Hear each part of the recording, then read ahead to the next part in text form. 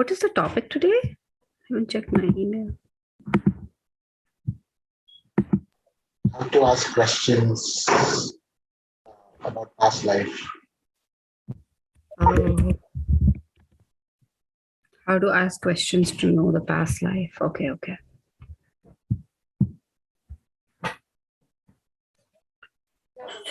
Hello, everyone. Hello, Guruji. Yes, I'll be joining shortly. I got held up in a place, so I'm a bit late. Soumya, what you can do is I'll just introduce a topic. The topic is, if you're reading a horoscope of a person and you have found out some afflictions, then what kind of questions should you ask to know what exactly the person may have done in the past life? So this is from an astrologer's perspective. That is, whoever is reading the chart, he wants to verify something. So what will be the methodology he will use to know about what the person did in the past life? This is the topic. So Got it. Yeah. So the recording is continuing. You can one of you can do a short prayer and start discussing this. Maybe if I see this affliction, this is the best question to ask, and then I'll join. Okay. Got it, Guruji. Can you give me the host, co-host rights, Guruji? Yeah, definitely. Yeah. Okay. So who can say a prayer for us, please? Shall I say it, Soumya? Yes, please. Om Sri Gurubhyo Namaha Hari Om. Om Ganana Tva Ganapatikum Havamahe Kabim Kabhinam Upamasravastamam Jeshtarajam Brahmanam Brahmanaspata Anas Srinman Hutipissita Sadhanam. Om Sri Mahaganapataye Namaha. Om Sri Mahasaraswati Namaha. Saraswati Namastubhyam Bharate Kamarupini Vidyarambam Karishyami Siddhar Bhavatu Me Sada. Om Sri Gurubhyo Namaha. Guru Brahma Guru Vishnu Guru Devo Maheswaraha Guru Sakshat Parabrahma Tasmai Sri Gurave Namaha. Thank you. Thank you so much.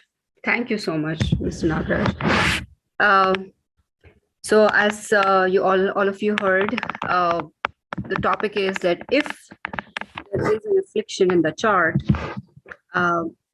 how do we go about asking questions so that we can learn more about that affliction, and also more importantly, how they can figure out, together we can figure out what that person may have done in the past life. So if anyone wants to start, and maybe we can pick one scenario at a time also, that's also one method of discussing. But if anyone wants to start with some ideas. Hi, Soumya. Hello, Mr. Kishore, how are you? Yeah, this is Kishore here. Yeah. So I've been doing a little bit of thinking along these lines. And my first impression was that if there is an affliction, what do you mean by an affliction? For example, debilitation of Shubha Graha, or the malefic aspects of Krura Graha. I mean, the aspect on your good houses, the Shubha Sthanas. So when we look at these factors, the first thing that strikes us is, why me? And the next thing is, what did I do? So based on that, the first query that should come in the mind of an astrologer would be, why is Saturn placed in a particular house? And what sort of an effect is Saturn having? Because we are talking about the malefic aspects of Saturn. We are not talking about whether the Saturn is a functional benefic or anything like that. Now, Saturn by nature is malefic. Likewise, the Sun, the waning moon, and the other Mars, the biggest malefic, by the way. So, of course, they will give good connotations based on certain combinations. Leaving that aside, by looking at the placement of the week sorry, not the week, I would say the malefics, that would be an indicator of what happened in our past life. For example, if Saturn is in the Lagna, it means that the life is going to be full of turmoil. And probably, according to the, I won't use the word probably, according to the books that I have read, the initial life of the Jataka would be full of struggle. Even if Saturn is benefic, the malefic nature of that Graha will come into effect during the transit or dashas, as they say, the Mahadashas and Antardashas. So looking at the malefics, the placement of the malefics will give us an idea on what happened in the past life. This is what I was inferring from the books that I've read. I may be wrong. If I'm wrong, please forgive me. Does anybody else have anything to say in this regard? Yeah, that's great. I also wanted to say that if the person, let's say, let's take a particular scenario. Let's say if a person has a problem with, say, the father or the mother. Let's take father as an example. Then affliction would probably show up in one form or the other, but we cannot be sure, right? It could be sun related, it could be ninth house related. But how do we pinpoint? So if anyone wants to add, like, how would you, let's say you're suspecting it as an astrologer, you're suspecting that the person has probably some strained relationship, but you're not sure. How would you go about it? One small clarification. There are two questions that are coming out of our discussions, basically. One is, should we look at the chart and deduce for ourselves, before even the Jataka tells us, that there is a karma balancing that needs to be done based on the placement of the malefics.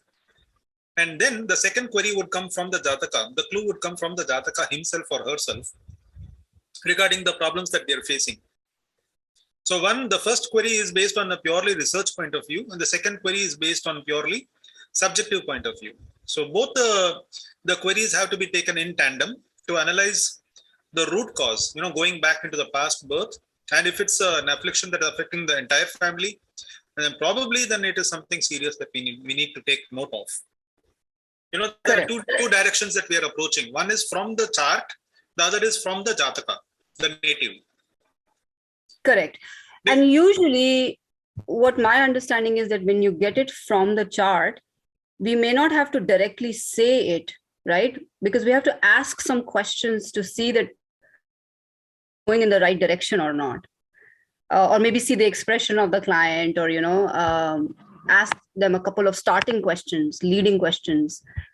And if it is matching, then we know, okay, we're going in the right direction because it is stacking up. So from the chart perspective, we'll use Guruji's stack up method, correct? Is that what you're saying, Mr. Kishore? Am I in the right?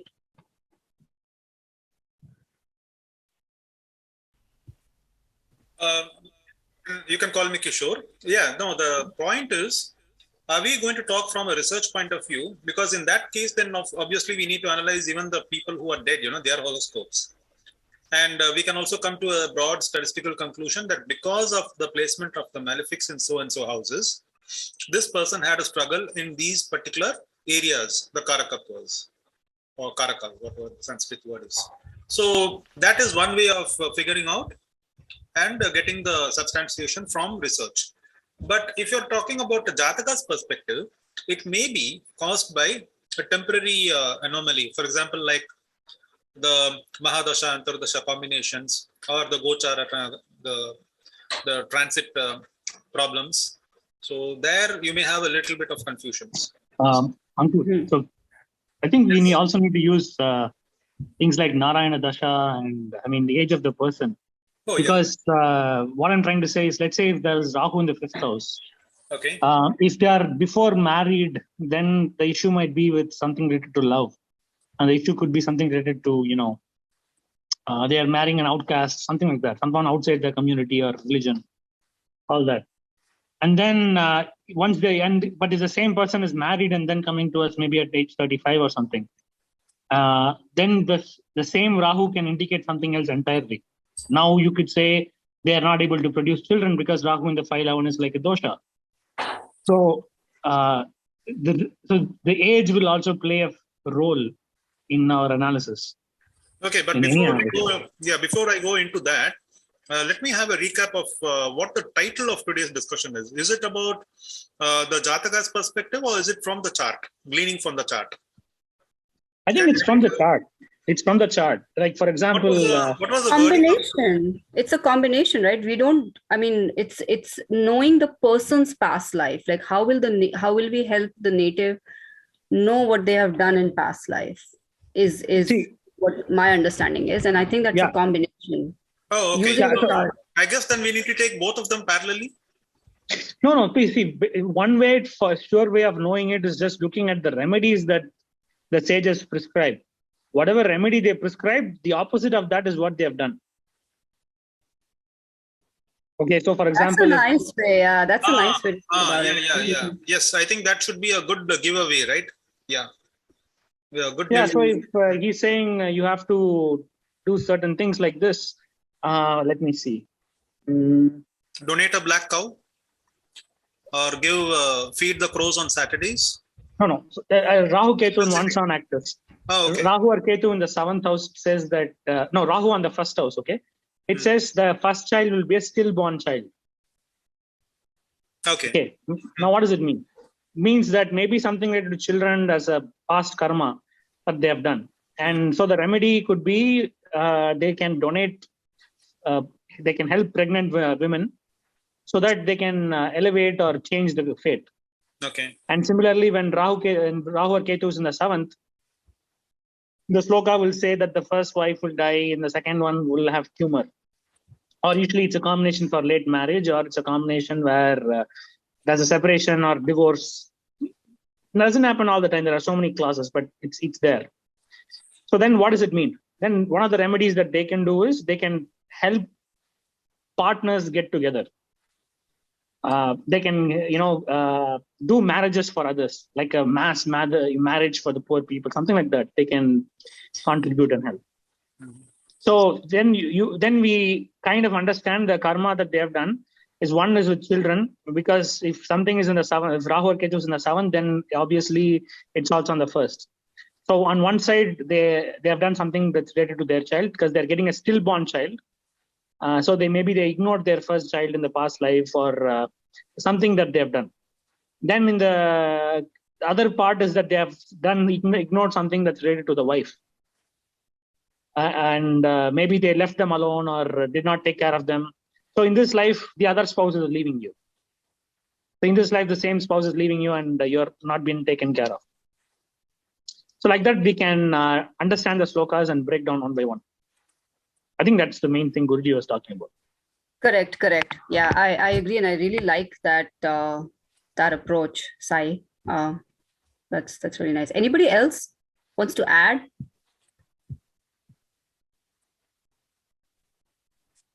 Yeah, I have just questions, not any clarification. Mhm. If there are planetary words in the chart, or if there is Amavasya or a KPC birth like that, I mean, how can relate that to the past life? Yeah, Could you repeat that? Could you repeat that question?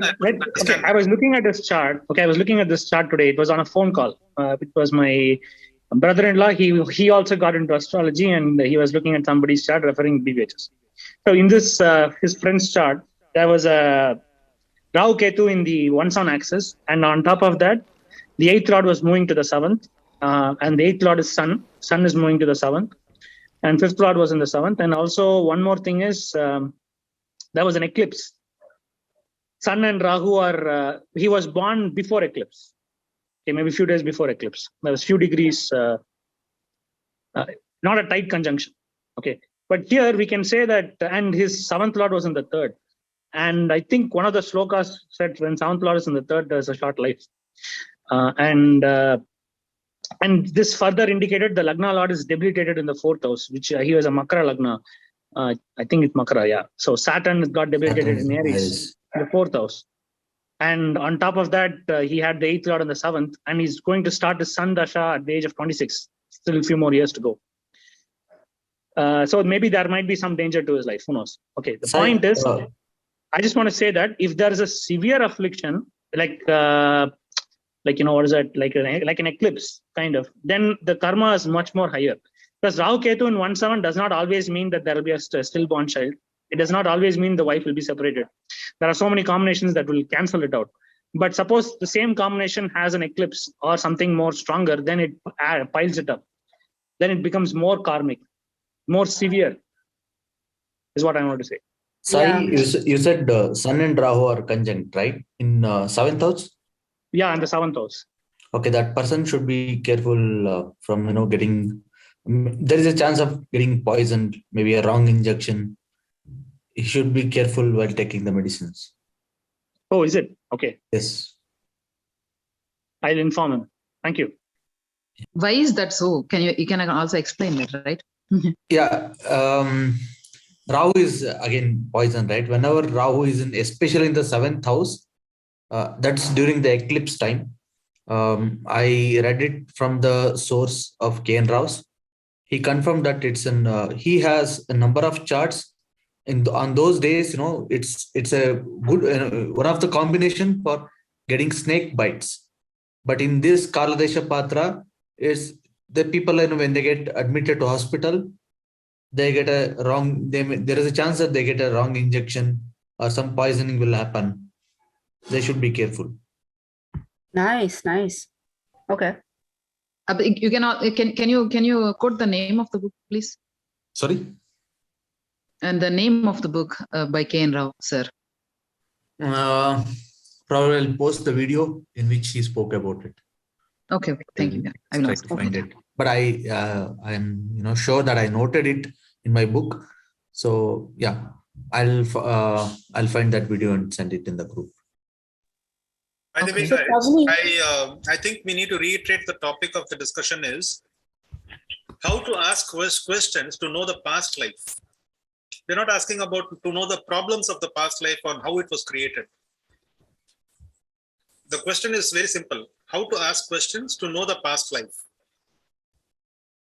But usually it will be related to a problem, right? Which will force you to introspect, right? Force the native. Like, for example, to answer Pavni's question, she mentioned planetary war, and I have a planetary war combination in my chart. So it does, when I've observed patterns in my life, when I went to Guruji as a client, I'm sharing, not as a student. When I went to him as a client, at that time, I didn't have any idea that it was because of this planetary war. But the way he asked me, I'm trying to remember what he had asked me. I'm trying to really remember that. But I could see patterns in my life which were reflecting, and it was like almost 100% true for my chart, 100%. But to answer Pavni's question, even I am trying to understand how to understand the past karma related to that planetary war. So even though I see the impacts, I see the results, how do I tie it back to what I could have done in the past repeatedly to get this, this combination and the results of that combination? So, yes. Soumya, in your Yes. case, or rather in everybody's case, would they have sought answers only for the problems, or would they also have sought answers because they were intrigued by the way life was taking them in different ups and downs? Not necessarily problems. Sometimes, in my it can be different. Yeah, for different. Yeah, in my case, I'm wondering why the graphs are so, drastic, or I want to know whether there is some element of truth in what all the religions are saying, and I want to substantiate that with what astrological basis we are looking at, So Right. Purely from a religious, from a research point of view, I'm undertaking this discussion. I'm going forward. Actually, Kishorji, the thing is that when I came to Guruji, I was not at all an astrology student. So I came only as a person who was going through some things and was looking for solutions, answers. So we have to, you're right, it can vary, right? It can be just intrigue based on the chart, or it can be based on your real life problems that you're approaching a guru. One word one word that Guruji uses, and that is called as awakening. Sometimes a person awakens and suddenly he wants to explore and do some research. Yeah, Yes. I think Kasi sir wants to say something. Jyotish, Yes. Kasi sir. Kashi, yes, yeah. No, all I was trying to say was that, when you want to ask questions that may give you some clues about past life, personally, I would say that, focus on the types of karmas that's laid out on the chart. Kasi sir, your voice is very low. I'm sorry. Can you alter the position? Yeah, now it's better. It's better now? Yes. Yeah, Okay. yeah, better. Okay, Ji. Yeah. So what I was trying to say was that, when you want to determine, or at least I won't say determine, right? Get a clue of what could be the person's past life. I would say focus on the lay of the land. Lay of the land, I mean, if you look at the entire chart, right? I would say focus on the distribution of karmas, and it can be good and bad. I mean, we tend to focus too much on the negative, but there could be a lot of good things too, right? So I would say that so when you look at the karmas, right, try to grade them, okay? Although there is no Kashi, still your voice is low, Kashi Ji. Oh, is it again low? No, it is okay now. No, it is. It is okay now. Yeah. Is it okay now? Yeah, we can hear you. Okay. Now it's okay. Yeah. So when I say gradation of karmas, right? I do not believe, at least I have not seen exactly where the gradation is mentioned in BPHS or elsewhere. I think it is probably mentioned, but we have to get the essence, maybe indirectly, right? I would say that Dhrida karma, Adhrida karma, and Dhrida Adhrida karma, if you can classify into these three categories, right, then you will be able to go towards, get a clue as to what could have been the person's past karmas.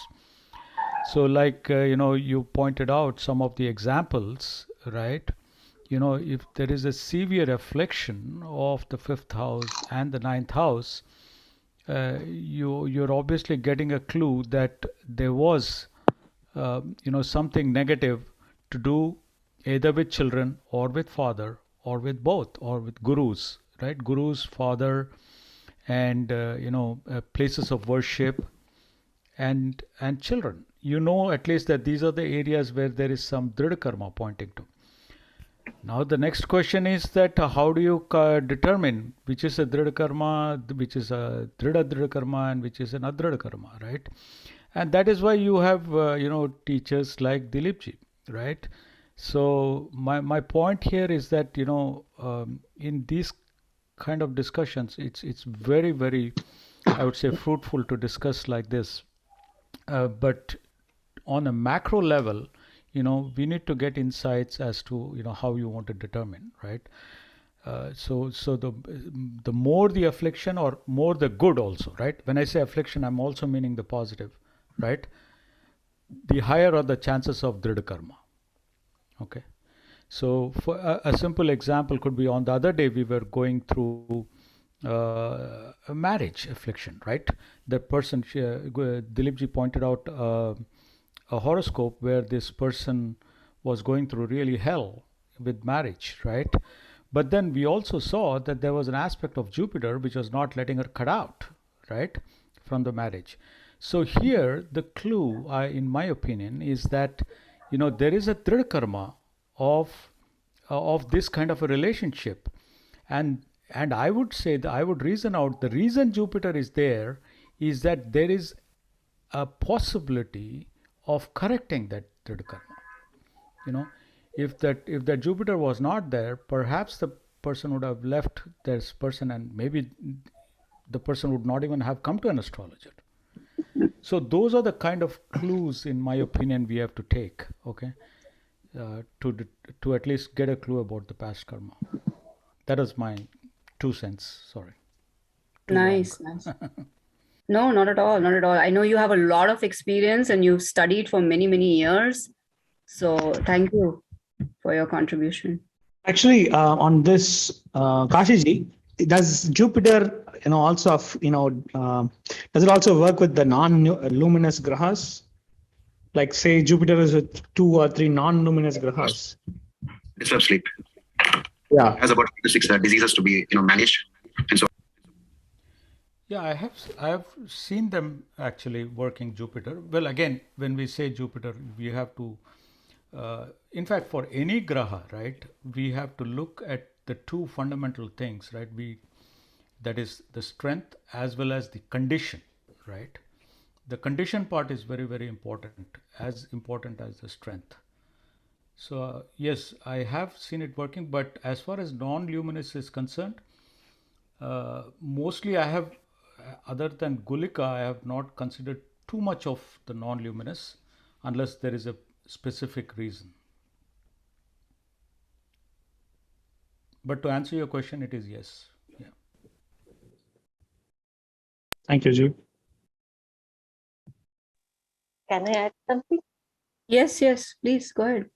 The placement of first of all, the retrograde planets, any of them are in the chart, and second is that if they are in Kendra,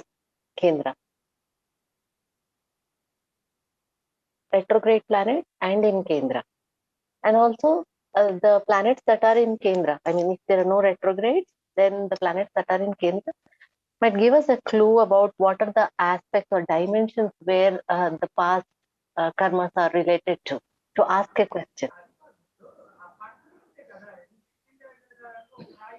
That's all. Yeah. Retrograde, like Guruji always says, is like packed, right? Intentional. Very near to us, and yeah.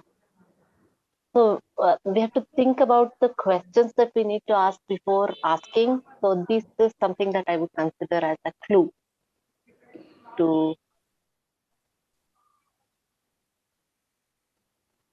I think one of the ways that questions that comes to my mind is like something like, how is your relation with your spouse, or how is your relation generally in family?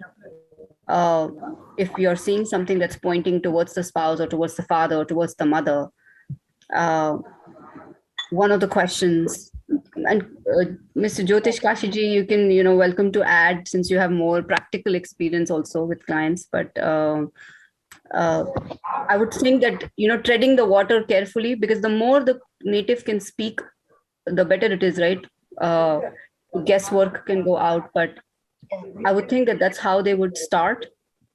That how are your relations at home, or how are your relations with your father?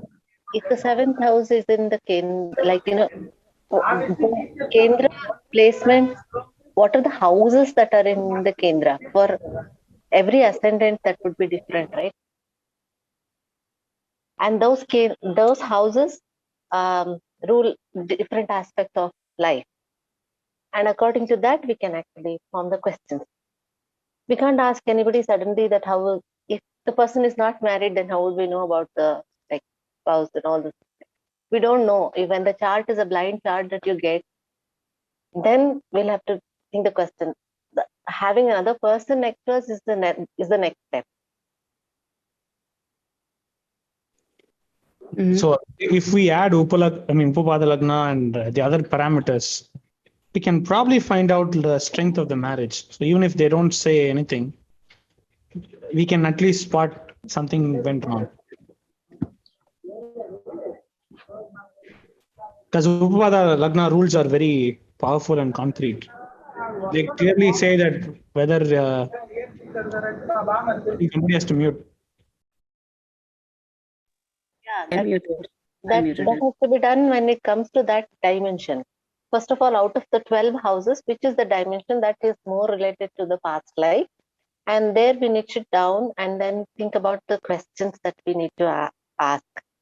And then get into the more details in that house, like more in-depth questions. So we can actually plan to have the questions of first house, second house, third house, like that, and then make our own list. That will become very easy for us going forward. but it will be an elaborate chart. I mean, that would be good for us to study. Yeah, you're absolutely right. I think that what you're leading is to a proper methodical analysis of the chart first to understand, where the clues could be or where the questions could be. Yeah. When we see from one spectrum to the other spectrum gradually, we will not oversee the important things. Otherwise, we just jump and hop, and then we will have a great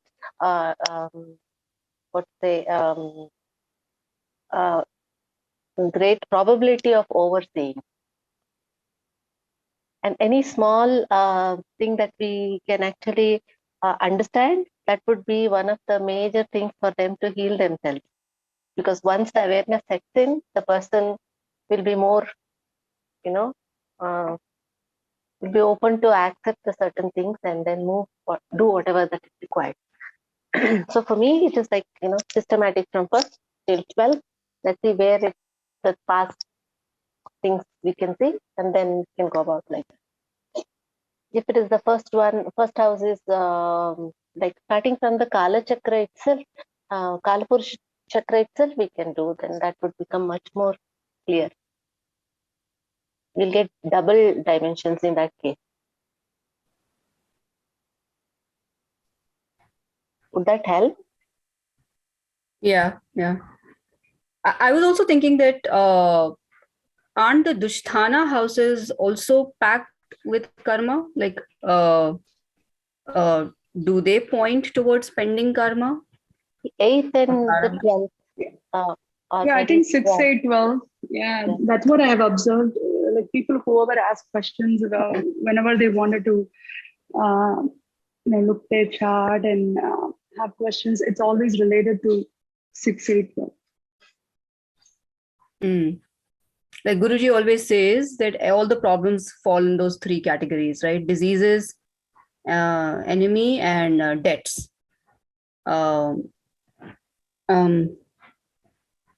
Sin houses here, right? Sin related houses. Correct. So if there's like basically, I think the weakest house, so doing the full chart analysis, spotting one of the weaker areas, the weaker houses, and then the Dusthana houses, I think can be a good starting point. Rahu Ketu axis and Saturn positions. Yes. Can I just give a small pointer? Sure. The discussion is not about the negative experiences of a Jataka. It is only about what we need to know about the past life, what to ask. Okay, so let us say that Jataka comes and he wants to know why a particular event is happening. So that is one way to analyze the chart.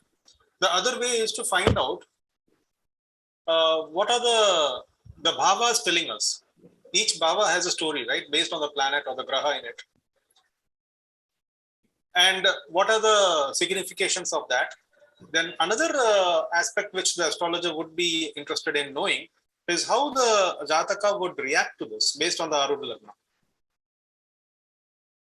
So can you give an example? Reading a chart will give you, are you able to hear me clearly? Yeah.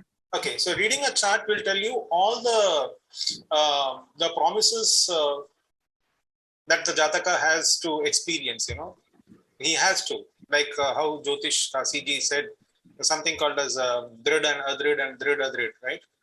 So in that way, the bhavas are going to tell you. For example, the 11th house will tell you where the wealth is accumulating or which direction the wealth is coming from. The 6th house is denoting enemies. And how we react to all this is also important for us. It's not necessary that a problem will cause a person to come to you. It's how he reacts, he perceives a problem, right? So purely from a research point of view, then we need to see not just the Lagna, but also the Arudha Lagna. Also adding to and also see the skewness, the skewness in the horoscope. When I say, for example, we've been taught to see about Dharmartha Kama Moksha, right? Oh yeah. How do you determine that in a horoscope? Where is it skewed? if it is skewed towards one direction, you would also know that would probably be very important for that person, to ask. If it is skewed entirely towards karma, then what it is and whether it is balanced between, dharma and moksha, etc. So the topic is like, what questions should we ask our prospecting clients, on our clients about their past life, right? Like maybe an event to reconfirm. Let me inform you, Guruji has come. Gurubhyo Namah, Guruji. So, Namaste to everyone. Hello, Guruji. How is it going? Interesting. Going well, Guruji. Thank you for coming. Actually, we are going nowhere, Guruji. We are going round and round in circles, wondering We where. have no right to ask anything, Guruji. Don't except touching your feet. Don't worry about why we go around in circles. That's because the planets are going around in circles. No problem, sir. Okay. So since they go around circles, we also go around circles in our, birth after birth. So that way it actually connects to our very nature. Why are we going, like we are repeating now, every day we are going to office, every day we are doing the same thing. Okay. And so on. Why circles? The sun is rising every day, again circle. The earth is rotating, everything is circle. It is a wonder, sir. Sun is tension time. It is come to in the time. But we don't know when we'll wake up, what we'll do, what is our duty, like that. But these cosmetic bodies, timely they will do their duties. Divine law is very strictly. And common man like me, understanding very difficulty. How is the sun is maintaining his time? We cannot maintain. It is not the sun which is maintaining, it is the earth rotation that is maintaining time. You understand? The sun stays in the same place. The rising and setting is because of the earth's rotation. Theory, sir, but yeah. I'm sorry. It's okay. The earth's rotation causes the sunrise and sunset. The Rig Veda states that very clearly. The sun stays in the same spot. I think in one of our classes I did show a slide, right? Regarding. We are connected to you, sir. I think since previous births, we are connected to you. Who are connected to you in Patron? It is not this birth. I'm sure I'm understanding. And we are building something. Yeah, it is true because the Buddha said we all regroup again and again.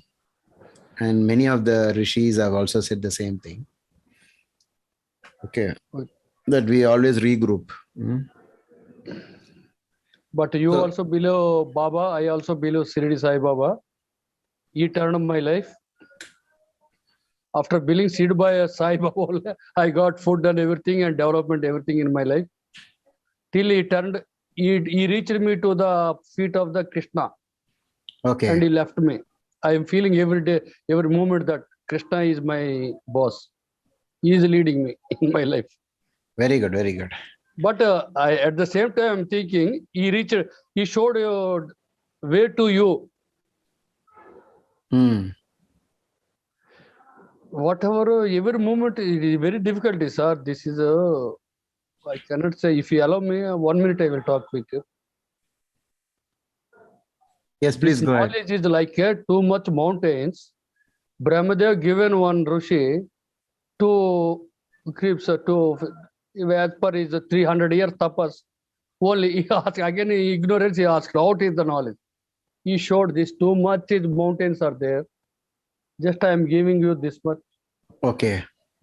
We are all common men, but for us, you are a Vyaspeta. Who is sitting in the Vyaspeta is a Vyas Maharshi.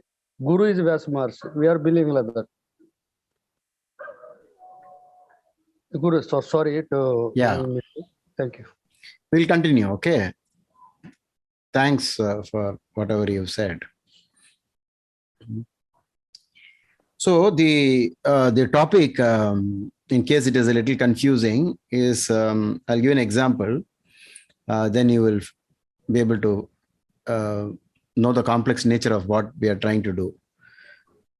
If you see in some cases, there will be childlessness. but the person will be extremely good in entertainment, movies. Any example, you know? Childlessness, but very good with movies. A great fan following. Huh? Dear Chief Minister. Yeah, we had another classic example before her, right? MGR. There are many people in Tamil Nadu who still believe that he is still alive. Though he passed away somewhere in 80, I think 88 or 87, I don't remember. 87. 87. He passed away. But there are many people in the villages who still say he's alive. That kind of fan following. But he himself didn't have a child. So what is entertainment? Which house is it connected to? Fifth house. Fifth house. Fifth house. What is children connected to? Fifth Again, house. fifth house. Then how do you justify that he was doing extremely well in movies but didn't have a child? Same thing for ex-CM Jayalalitha. Both the CMs had the same thing, right? Extraordinary success in movies. We had a person conducting racing, horse racing, doesn't have a child. But when he tries to adopt a child, his life gets messed up. I mean, when he adopted a child. He's earning millions through gambling. Which house is that? Fifth house, sir. But no children. And if you touch the child, there is a problem. And he gets into trouble. So how will you know if fifth house affliction, all of that fifth house should get afflicted, right? So there is a difficulty in this. Have you ever thought about this situation?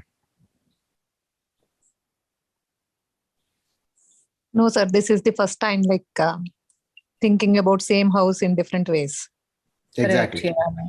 So you will have a ninth house affliction and you wouldn't know whether the person has done something wrong with his gurus in the past life, has done something wrong with his parents in the past life.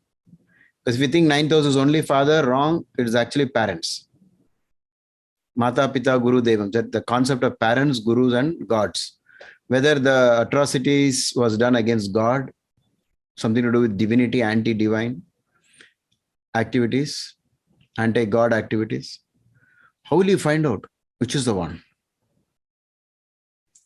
Or are you going to say all the three? No, you were in the past life bad to teachers, bad to God, and bad to your parents. You want to say all of them at one shot? No, sir. How will you do it? We can grade it, Guruji. Like all three at once, two of them. No, I think we can see the Karaka. Karaka. Okay. Yes. And ask more questions about their life, sir. Yeah, so the easiest way is to find out in what area were they affected. Was it in college?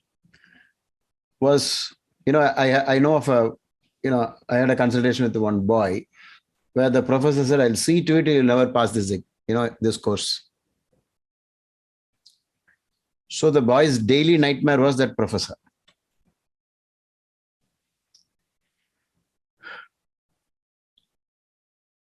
But he has good father and mother. Okay.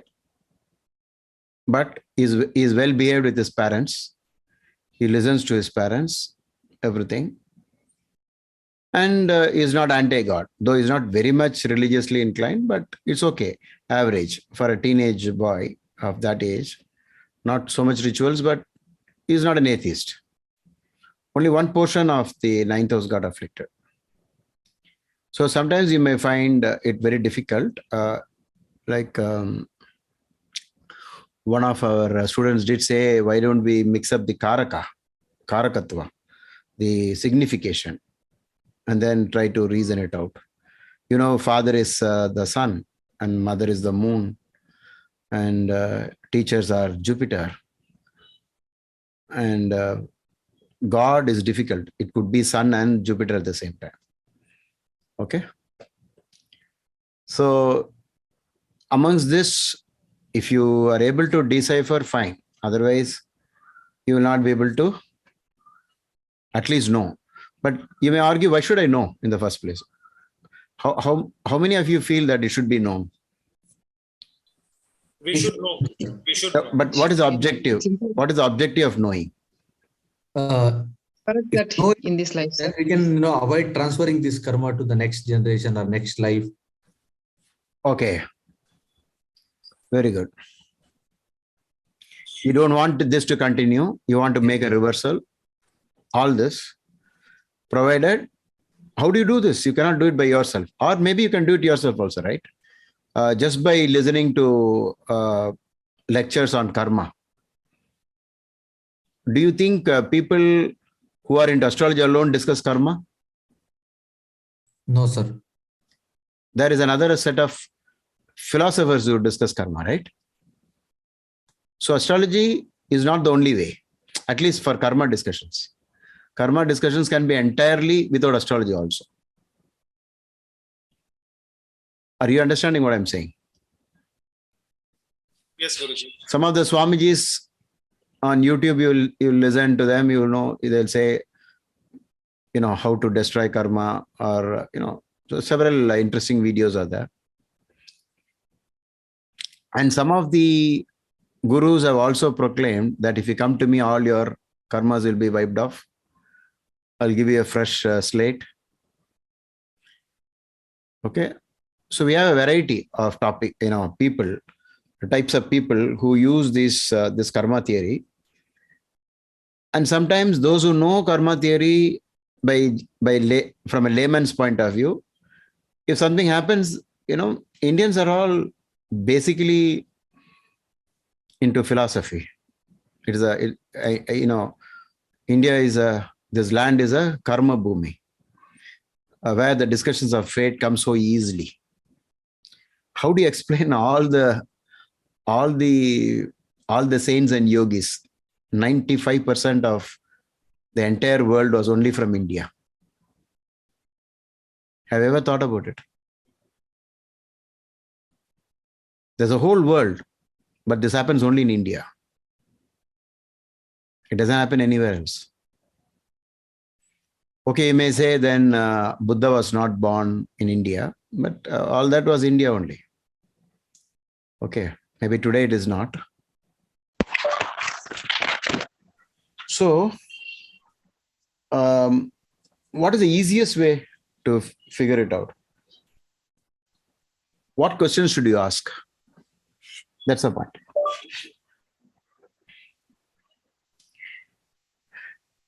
So because we have astrology as a tool, we could use astrology as a reference point, because we have the textbooks, we have the rules, we have the combinations and everything.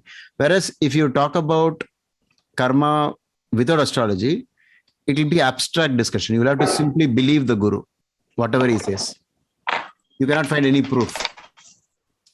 Suppose you are not using horoscope, you go to a guru and let's say you are childless and you're going to ask him, why don't you bless me with a child?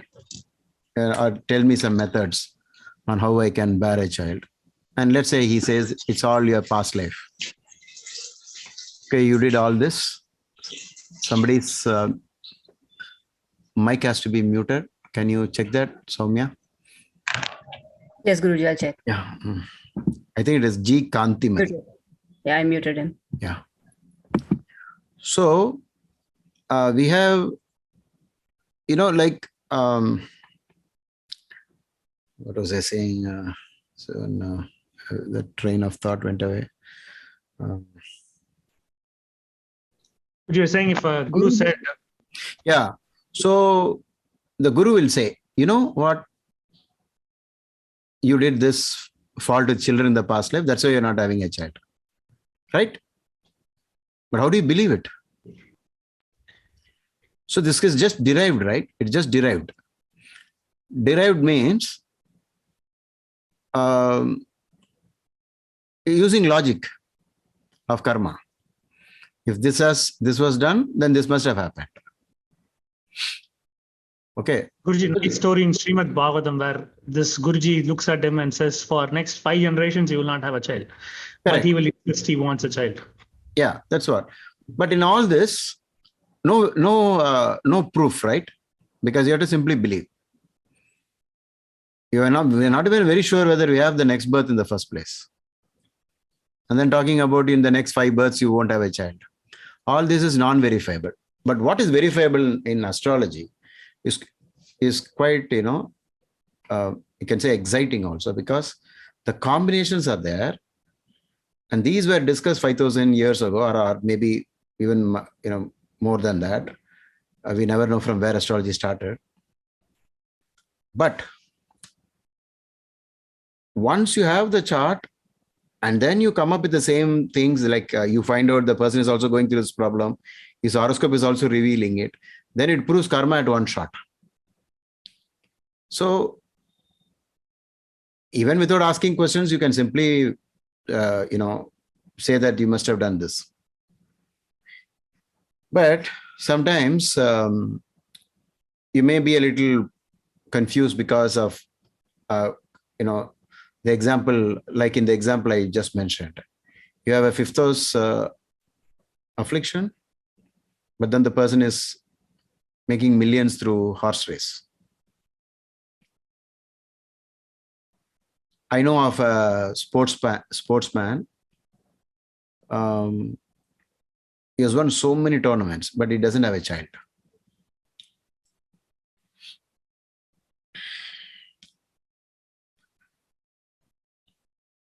Then over the years, I came up with my own theory about it. I thought about it like this. I was just trying to derive, how is this possible? You take so much out of a house that you don't have anything else to spare in the other house. I mean, the other matter pertaining to the same house.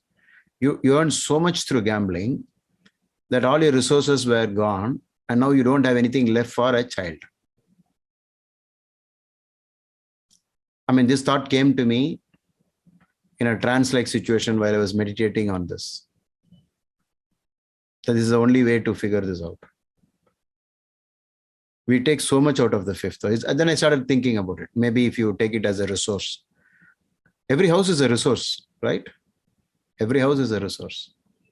When you say a planet sits in a particular house, see, I'm sitting in this room. Now, what is the advantage of this room? I have my mic. I have lights. I have all these things, gadgets. You put me in another place, I won't have the same facility. So the game will change. So what kind of, I went for a tournament where my corner of the chessboard, there wasn't enough light. I already have a problem with my eyesight. So I didn't see the black bishop. You see that? So it's about what you're drawing from that house, how much you have drawn. You withdrew so much. Now you don't have for the other something important. So that explains why in poverty-stricken places, in families, they have a lot of children. They are not taking that quota. Swami, you're on mute, huh? So whatever you're speaking, we cannot hear. Yeah. Soumya, the doctor. Yeah. Okay. Oh, you were saying something, I thought. No, I said yes, yes. Oh, you said yes, huh? Okay, fine. Yeah. So, then I heard somebody else speak about it. They said, this person is so big that there is no qualified soul to take birth here. There's not enough qualification for a soul to take birth here in this family. All this is just, theories, one after the other. We are just trying to, imagine. But imagination and using this logic is not usually a failure. So please do not think that if you have not verified it, you just by deducing, by the process of logic, you cannot say it's only logical. There is no proof for it. So I'll tell you a story where you can prove the power of logic. So this is a story of a man, a European traveler, taking rest in a oasis. And there are a lot of Arabs, sitting around. Those are the days when Arabians were not so rich, before petrol. And this traveler, just to, impress people around him, he just looked at the ground and studied it and then said, this way, a camel had just passed. And then the Arabian said, yes. I mean, he just pointed at the footprint. So you haven't seen the camel at all. So even if you don't see past life, if you don't see future life, human beings are capable of deriving by logic. And they said, yeah, okay. And the next statement he said was, it was carrying more than normal load, an abnormal load, very heavy. And the camel was a little bit struggling. Then the Arabian said, oh my God, how did you know that? And he said, magicians never tell. And then he said, this camel was old. Then the Arabian said, yes, of course, it was old.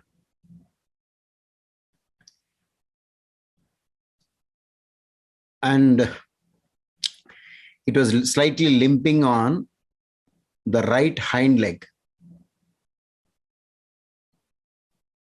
They said, yes.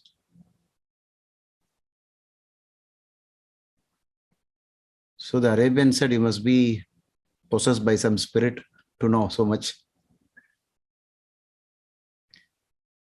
Can you try to guess how this person did all this? Just by using the footprint. Just by the footprint. Okay, the camel went. It was old. How did he say that? Maybe the distance between the two footprints was less, and the weight, because maybe the footprint was so so this was an oasis, okay, where there's a lot of greens. And so obviously the camel didn't let go of the chance to eat. And unlike human beings, for animals, the tooth or the teeth doesn't fall off until it is old. Only for human beings, it will fall before age because of sugar. So when the camel plucked this grass or whatever was there, here and there was a gap. So that means the tooth has fallen off. From that, he guessed that. How does this come? By studying the footprints of camel. So intuition and guessing power doesn't come simply like that. You should be after it. You should be after that knowledge. Only then the universe will guide you with the logics. Is anything else left about the Englishman? Did I cover everything? Limping on the left leg. Yeah. Limping on the right hind leg. How is that?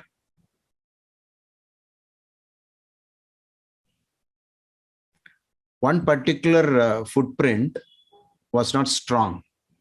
It wasn't deep. So from that, he understood it as limping. Have you ever read Conan Doyle's Sherlock Holmes? Without seeing the crime scene, he will describe everything in detail as though he had seen it. How? The power of logic. So human beings are equipped with this. So that's the beauty. Okay. My first experiment with this idea came in the year 1994, when I was dealing with a client.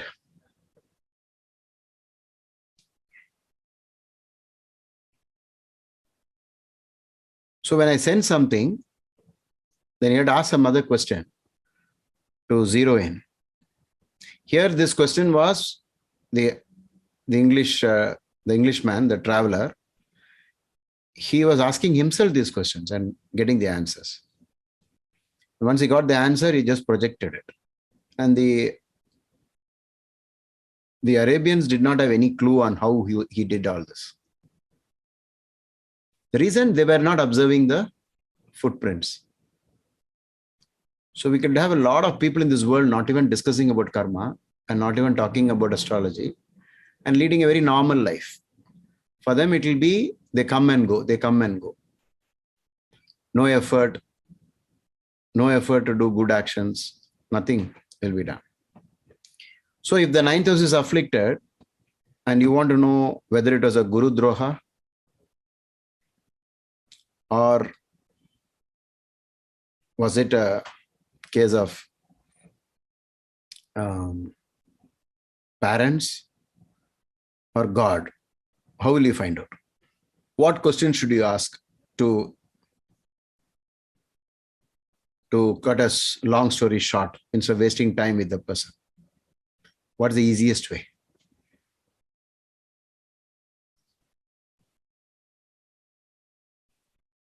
Anybody can guess? Just relax. Don't worry even if it's wrong. Sir, for Guru Droha, the higher education we can ask, sir. Please complete the statement. Please complete the statement. The education qualification of the person, sir. Till how, bachelor's or master's. We can ask them, we can ask him how his education level, sir. I know of a boy who was studying engineering for the 9th year. Guruji, can we ask the question like, what are you most angry about? What are you most angry about? No. See, that is because you are assuming that he continues the same habit even today. From whatever he was in the past. That's a beautiful idea anyway. But not all the time they continue, you know that. They make changes. But even if they change, the effect of the past clings on. The punishment for the punishment for the past will cling on. So, just by asking, are you angry with your father? Are you angry with your professor? Are you angry with God? Afraid of. Afraid of, or something to do with that. You might, it's okay if you get the answer, yes. Then you say then that was his past life habit also. That's a very straightforward thing. But the chances are also there that the person may not have those habits now. They may not react to these people in the same way. They would have made amendments, changes. But nevertheless, the past, the effect of the past will still, whatever it is, it will punish the person with effects, real effects. So what would that be in terms of, let's say, if it was father related?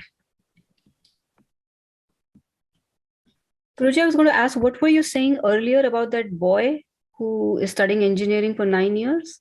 What was the... He wasn't passing at all, Always arrears, next time attempt fail, next time attempt fail. We have a classical joke in one of our Tamil comedy, you don't know about me. I'm very much grateful, and what is that? He uses some word in Tamil, to my professor. You people pass and go away, but I don't pass and go away. I stay with the professor. Okay. I'm so grateful, so I want to express my gratitude. Yeah, this is the word. I want to express my gratitude by staying in the same class with the same teacher. So that's the reason why I'm not passing. Do you know any classical story of Guru Droham? Any classical story? And what will be the effect if there is a Guru Droham? Karna? Karna and his guru, sir. And the result is he cannot use the learned things at the right time, needed time, sir. Needed time. Okay. So when you try to convert the last degree, usually the 9th house is the last degree. The last but one before profession is the 9th house. Okay. So you mess up with that. You don't study well. And you won't be able to convert it into a career. You will have to do something else. That is 9th house. A 9th house fault. Or always getting into trouble with the college, the professors. Okay. Sometimes it will be a continuation like from the past life itself. Suppose you suspect there is a 5th house affliction. Then what question should you ask? Guruji, we can derive the deficiency by asking him, what is your desire? So desire is something that he's going to express as lacking in his life, and that would tell us the direction we should look at in the chart. Because if he has something, he will not desire it. But then you don't get any credit, right? For even if you say something, it's only he who has said that. Is there another way of asking a question where eventually the person on the other side, the Jatak, the native, will acknowledge that you are having sufficient knowledge about astrology because you asked a question pertaining to about his lineage and the luck factor. So what question should you ask? About children, sir. Like what? That's the question. Like what question will you ask? Do you hate children? You hate children. No. Dislike. No, that's what Prahlad. That's the point here. Sometimes they may start liking children, but they might still be childless. It's not about hatred, not all the time. So that may not be a very good question. They hate children. Guruji, if it's 6th house, it's much easier. So today I was talking with he had Saturn in the 6th, and I asked him a question: did you have did your legs break at some point? And he had a knee problem. He's he's younger than me. He had a knee surgery and one in the feet. Very good. Yeah, you can ask like this also, but then there are bigger things about life, right? In those areas, I'm talking about that. Yeah, I mean, this was very easy because it's the 6th house, but 5th house, I'm still thinking. Do you enjoy nurturing? I don't know. Do you have nephews and nieces? Do you like to play with them, or I don't know, that direction, Guruji? Like you're trying to ask if they're nurturing or desiring children? Guruji, by looking at the 12th house state, can we say that there may be a problem with children? Because the 12th house will also signify the happiness of the comfort of the bed. And from there, if you look at the 5th house affliction, so you keep piling up all these things. And, from the stack up, we can say for certainty that there is a problem in the department of children. That's what. But whatever it is, what will be the question? So it should be direct. And what could be, for example, a question? I mean, just make some random statement. The simple question would be: are you having any question regarding? No. Will you say, are you having a child, or will you say right now you are childless? We will ask them if there's an issue with children. Issue with children. Yeah, Okay, if there's a problem. Yeah, there's a problem in the children area, so they would come up. Yes, we don't have child, or we have. We are delayed and we still are worried about it and all that, based on the age, of course. It's an age-relevant question. Okay, now going back to the MGR example, in what area he might have done a problem in his past life?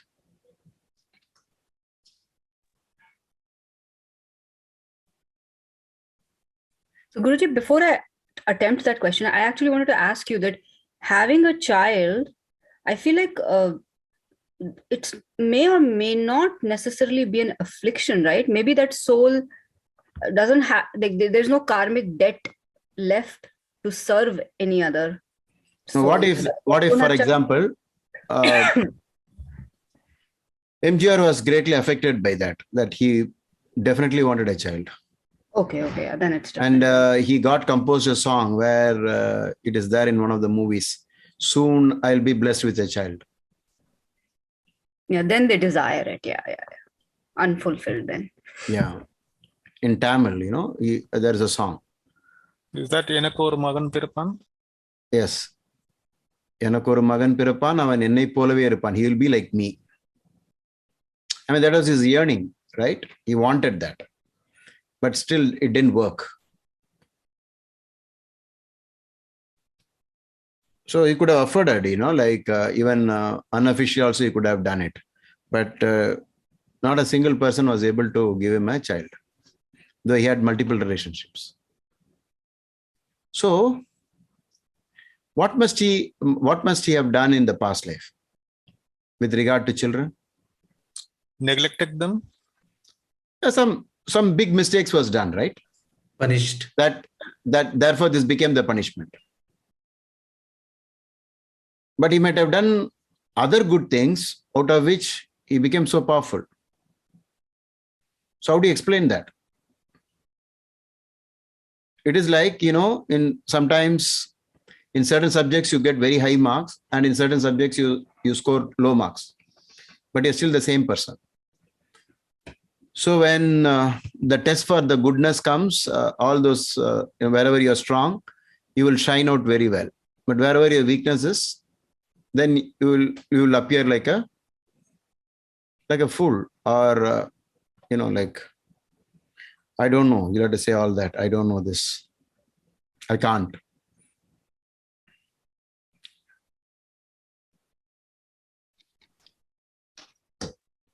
Karma is very fair. Very fair. Karma is very fair. Wherever you deserve good, you'll get it. Wherever you don't deserve, you won't get it. Yeah. I mean, this is an unfailing, law, the karmic law. It doesn't fail. It always delivers what it has to. Guruji, I just remembered 2 days back I did a consultation and the lady asked about her marriage. Okay. And I looked at her. She didn't say anything about the marriage. She just asked how is her marriage life. I looked at Uppapada Lagna, and from that was a malefic Saturn, and then it was also on a dual sign. And I looked at the 7th Lord and all that, and I decided 7th Lord was in 10th. So I felt the marriage would not be very good because of the Uppapada and that. So I gave her an open-ending statement saying that your spouse will not listen to you. He'll do whatever he wants. Frequent quarrel with spouse. Yeah. And then there was also another thing. The moon was in the 8th house. So the sloka, I said that because of the spouse, they will leave the family. So they may be a joint family, but then they will become a single family. So I mentioned that, and then I said that overall there are challenges in marriage, but I will not reveal more till I get some more clarity. And then she said 3 years back her relationship broke, and they're not together since then. And then I said, yes, these are the combinations. So this is possible. And then I carried on.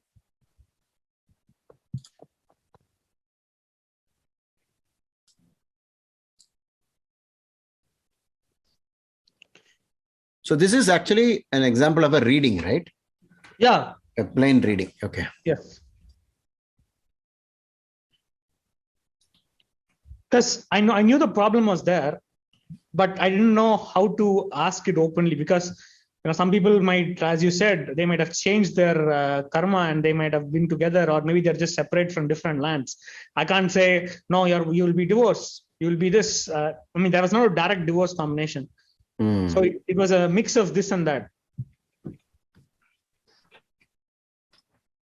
Okay. Regarding that that statement, Guruji, about each bhava being a powerhouse of energy and how much we draw from it. Suddenly it brought a house. When a planet sets, the planets looks around and say, okay, these are the things that I can access. Okay, so it's each graha in a bhava. Yeah, it's a graha enters actually it is basically Rashi only, really. Okay. Bhava, again, then you change the words, okay, because they change the meaning altogether. Because when you say Rashi, something of the Rashi qualities will be there in all that. Suppose if it is Mars, then Mars is what? So from these things that Mars could be the pertaining to this matter. If it's a Venus thing, you know what is Venus. So there is a Rashi resource. Then there is a house resource. What is house resource?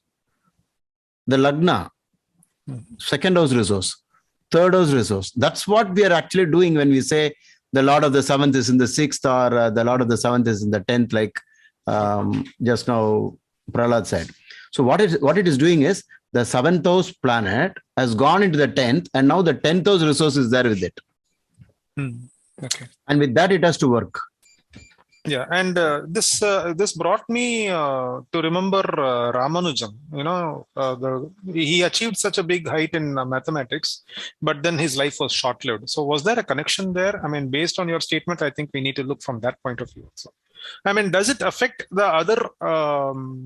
That's what they're totally different things. If you say one particular house, some matters pertaining to a certain house, Buddhi factor, that he was a wizard with maths and all that. Okay, Ashwath wants to say something. Please, Ashwath. Sir, you brought a very good dimension, by giving an example of MGR. I was thinking, so when you say about MGR fifth house related, he didn't have a children, but other factors related to fifth house he enjoyed in this life. So whenever we see a particular chart, for example, fifth house of affliction, and we cannot say including children, other aspects of the other karakas of other significations of the fifth house is also bad. So how do we differentiate that? He'll be able to enjoy only this portion of that house, not the children. Like that. Yeah, in such cases, we'll have to use the significator. Divisional charts also. Then divisional charts we have to use and segregate and finally branch out into different directions. You will be actually, once you get into serious astrology, you will be able to find out in which area it is. Whereas if we are not going to that at that level, it's quite confusing for an ordinary, like a common sense approach to astrology. If it is the same house has got so many things, will not everything of that house get afflicted? Okay, but I'm just telling you, even if you assume that all one particular house is severely afflicted, and you are not able to, you don't want to go through this long route of going through all these charts and breaking your head on it. What are the questions you should ask so that you can quickly, find out what the problem is and then extend it. And once you get this clue, you can extend it to the next level, like wherever you want. See, basically, this is not a good practice because this doesn't come under regular astrology. It is just that you want to tell the person how to change karma, and in which case you will have to discuss what was done in the past. If you don't work on this at this level, you will be looking at astrology at Dasha Bhukti level and say, okay, this is going to happen, and so on. You will not have any opportunity. I mean, you will not be giving any opportunity for that person to change things. Do you understand? So that was the point. Sir, here I have a question, sir. Yeah. Saptamcha, the D7 chart is only for children, sir? Yeah, it is for children only. Yeah. Not for recognition in the society or... No. It is primarily for children. Yeah, some people have said it is for name, fame also. But Parashara said it is for children. Okay. But there are some other, some other astrologers who are saying it connects to name, fame also. Because maybe I think they're using the same fifth house logic. But Saptamsa is not a 5 division, it is a 7 division. Okay. It's not a 5 division. Guruji, so you're saying a graha will use the resources, right? So then we should also look at the nakshatra and the nakshatra pada and the nakshatra lord. Yeah, all of this will connect. Eventually it will connect. So the nakshatra, okay, for the time being, we'll leave that out. And whatever we have said so far, when you say Jupiter is exalted in Karkataka, when Jupiter is there, it will take everything of the moon, the mind. So that's why it is so happy to be there. Because where will wisdom work? It will work in the mind. Like that we can, see, for example, if Sun occupies the Sun house itself, Leo, and that happens to be a person's 10th house, What do you think will happen?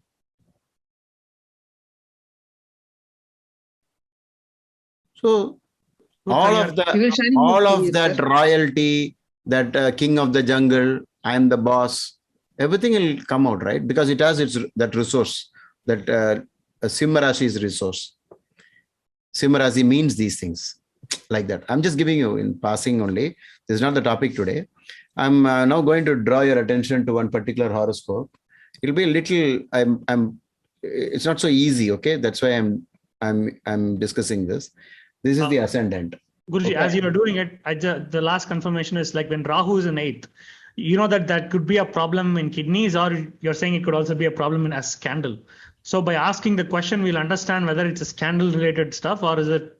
Exactly. That's what. So in which direction is it going? Because this is something almost similar to the Kala Desha Patra. Should we tell everything about this or only certain aspects of this? Usually, a reading will be question driven. The person sitting opposite you will have a question already. Only if there are no questions, then it becomes so difficult to pinpoint. Okay. Now this is the ascendant. Are you able to see the screen? Yes, sir. And I'm just going to do the Rashi chart at the beginning. Okay. So this is where the sun is. And Mercury is over here. And Saturn is over here. Then Moon over here. Then Jupiter over here, and it is retrograde. Okay. How do I make it look like retrograde? Would you add a dash? Bracket. Yeah. Okay. This means retrograde, like how in Jagannatha Hora.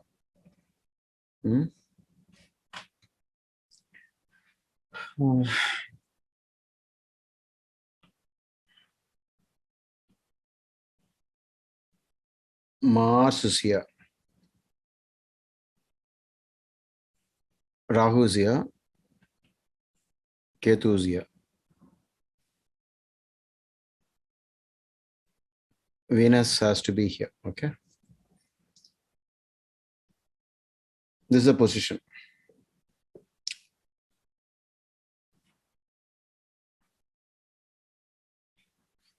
So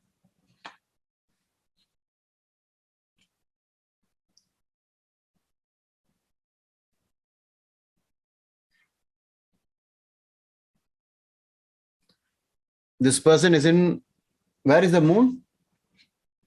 Moon is in Mithuna. It is in Punarvasu Nakshatra, 23 degrees, 57 minutes. Okay, I won't be able to give you the details of this person. And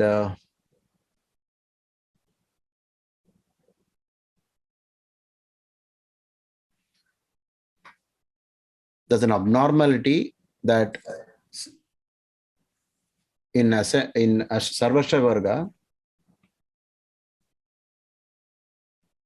there is an extremely low score here, a sudden drop. In which house, sir? In the which house, sir? In the second house? Second house. Yeah, can't you see the ascendant? Yeah. Did you remove all the planets, sir? Or 20? No, it doesn't matter. The previous slide has all the planets. Oh, okay, sir. Okay, this is just the Ashtaka Varga. I mean, this was an abnormality in the Ashtaka Varga, so I filled up only that. Okay. So, sir, is this person having a problem with the child and also a problem with the producing the child? yeah, that's what. So now the question is, instead of this chart, I will use, okay, remember this, okay, 18 here. And let me duplicate this slide. Where am I? Which screen is this? This one. So duplicate. So now we have two of them, right? Yeah. So in this,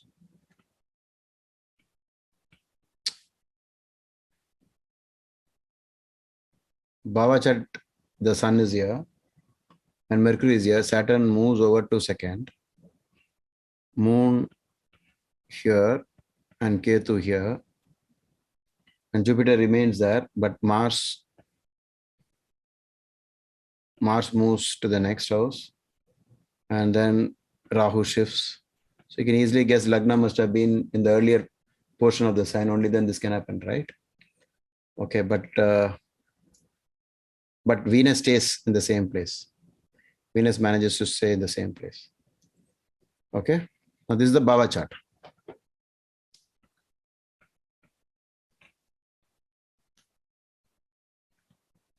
Okay, that is neat. This is Rashi, D1 chart. So the person comes to me and asks about a highly coveted position as far as his career is concerned. And the dasha that is going through is Ketu Mahadasha. And he's in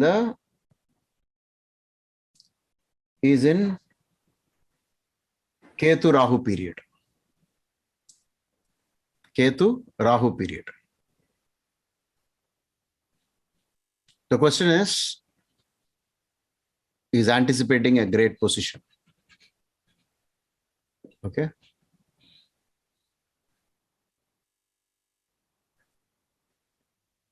Is this easy? This is D1.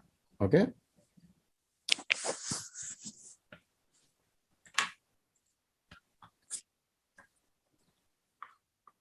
This is the Bhava chart. In a political party, there'll always be a king. The king has to decide whether you get that position or not. Okay.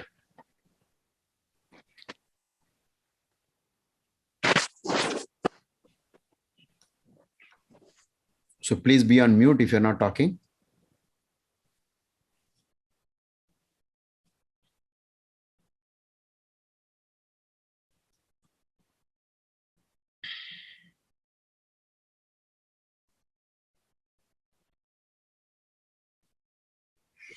Which the result should be no, right?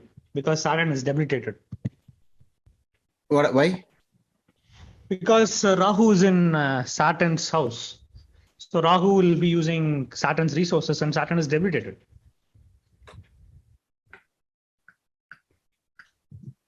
One second. Okay, Saturn is debilitated and it is in the second. Yeah, has moved to the 10th house from Ketu when we use Dashanath as Lagna.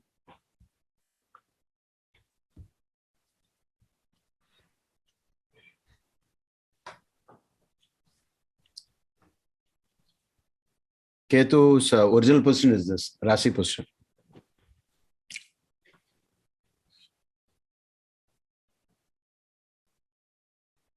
Sir, one small question here, sir. So when you connect, when you taking the Dashanath, which position you take, sir? Usually Rashi only, no, sir?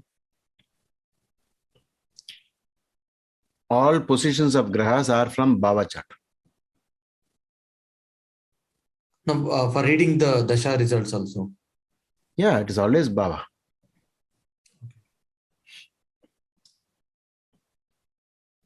Guruji, on his question, like suppose, let's say, same thing, but if Ketu is in a different Madhya point, 15 degrees, then from Ketu's perspective, what if the grahas don't change houses? See, ascendant is at 3 degrees. Ketu is at 27 degrees. Guruji, same thing. What if Ketu is in 15 degrees?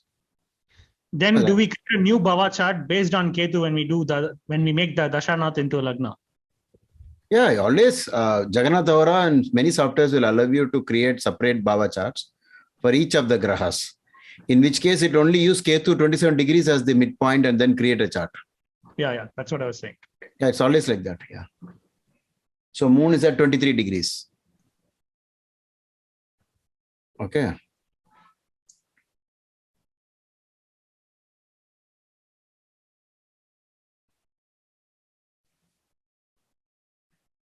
Should we say that you're going to get the coveted position? You want it. Just desperate. Like this is a turning point of his life. If just the king says okay. The big boss says okay. When Ketu is ruling, if they think that it is desperate, then Ketu will say no.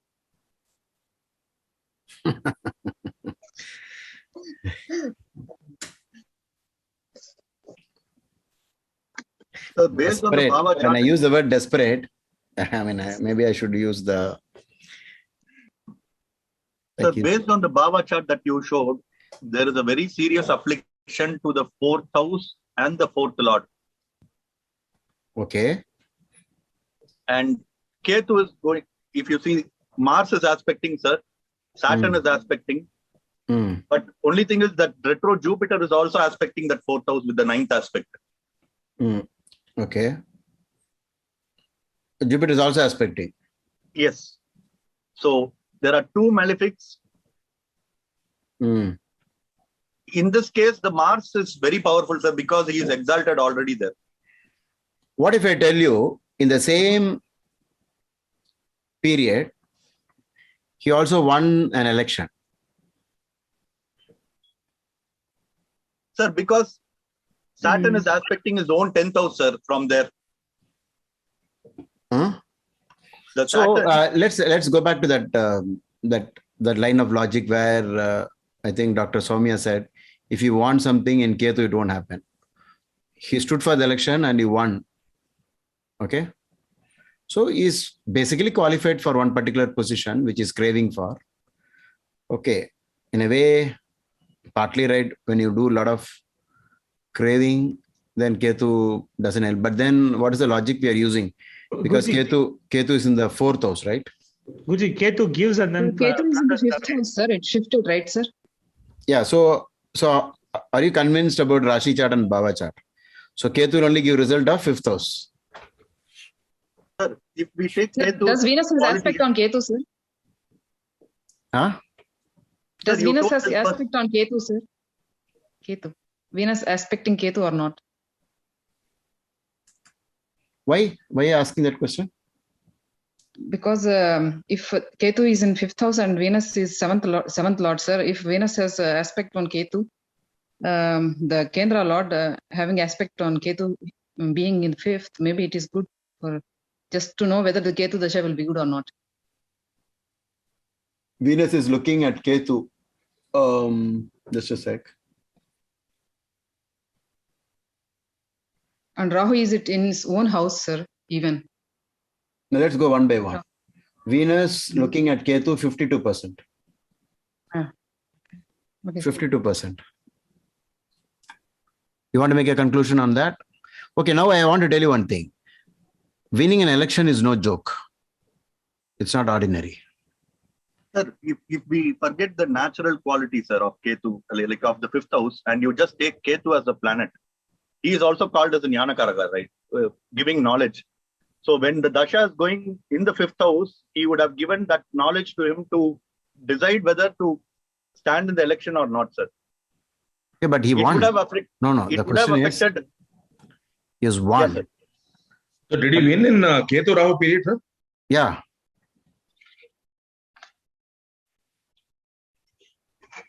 Guruji, I feel that Ketu always gives and then takes, uproots it completely. Like it will give you a relationship, then uproot you. But anyway, but I've seen many. But the winning cannot be taken away, right? It's only after the winning, there are some special positions which he is aspiring for. I mean, I'll stop using the word coveted because Dr. Soumya will say that once you are after something, then Ketu will not give. He's aspiring for the particular position, which he is logically, qualified due to some reasons. Okay. Guruji, do we look at Ketu Mahadasha as, Ketu as the Dashanath and then assume that Moon in the 12th is going to be lucky for him? and also the fact that Mars is exalted for Mesha Lagna. How do you combine these two things? Mars, benefic, Mesha Lagna, and Moon, 12th house from Ketu. If you take Ketu as the Dashanath. Moon is supposed to be good in the 12th house, Guruji. Yeah. And they Or become you a can lord. simply rotate the Rich. chart to Ketu. Yeah, that will work. But if I do that, then Mars significations are changing, I guess. If you take just the pure Rasi chart, Mars is exalted. No, if you Very want happy. to take Ketu as a midpoint, you have to use Jagannatha Hora, or I don't know, Manoj, does Sri Jyoti allow you to do that? Sir, how can we, how is it like Mars exalted? It is not, isn't it? No, Mars is not exalted. Bhava chart, like Mars it is not just exalted. Oh, okay. No, I was seeing the other chart. I thought Mars. No, that's what. That's why I showed you this chart first. Mars is not exalted. Jupiter, all this is the reality of the sky. But because the ascendant has 3 degrees, planets went forward. You understand? Planets went forward just because ascendant is at 3 degrees. Now, so what is the degree of Saturn, sir, or in Aries?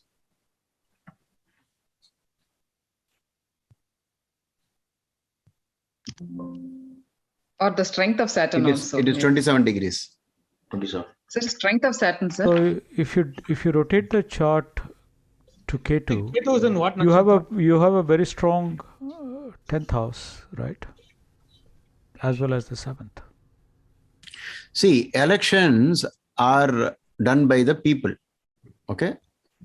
But the positions out of that, if you want to get a position, it is done by the king. So they're two different things. Nowadays, politics and being an emperor are two different things, Guruji. No. He wants a position. That position has to be only accepted by the king. Permitted by the king, or permitted by the king. Only he will do that. But whereas the election is done by the public, the people. In the election, he won. Okay, so he's actually qualified. But then after that, who will become? That is the king's choice. Okay. So this might have happened anywhere in this world, but there's the same thing. So, which chart to take seriously? Like, are you going to consider Ketu in the 4th or Ketu in the 5th?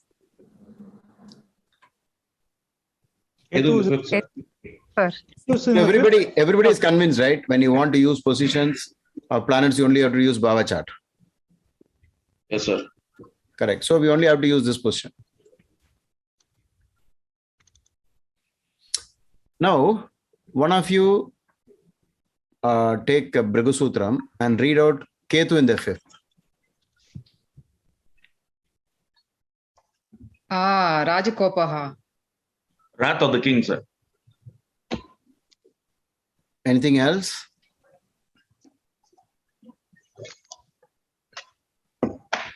Okay, before that, even though some of you made mistakes thinking that Mars is exalted, you don't bother about that. You could have simply said the ascendant lord is in the 10th house, right? And ascendant lord in the 10th is not an ordinary combination. And Mars in the 10th separately. Mars in the 10th. Ruchak Yoga, Guruji. Ruchaka Yoga. No, it's not Ruchaka because it's not in that place, right? It's not in that place. It's not a Ruchaka Yoga. Oh, okay. So please spend a lot of energy in this. Try to figure this out. You're all making mistakes like beginners. I mean, this is a beginner's batch anyway, but I don't see any beginner here because I've switched the dates. For become a successful professional astrologer, the day is shifted to Saturday. And this is for the satsang. Okay. So we've interchanged the days. We'll experiment with this and see how it goes. Otherwise, I will have to push the other, this class to Sunday early morning around 7 a.m. or 7:30 a.m., something like that.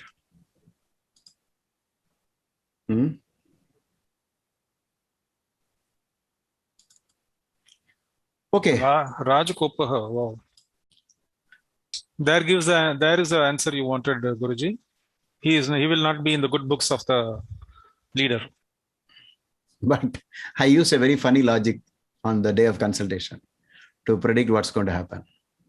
But the Dasha Bhukti that is mentioned in Bhrigu Sutra, BPHS, it says that he will get happiness through the king during the Dasha of Ketu Rahu. Yes, sir. Exactly. Especially if it is in Kendra or Trikona or 11th. Yeah. No, if Rahu is placed in a Where is that coming from? Is because if you have to stand in the election, the all that is based upon again the permission from the king only, right? Yes.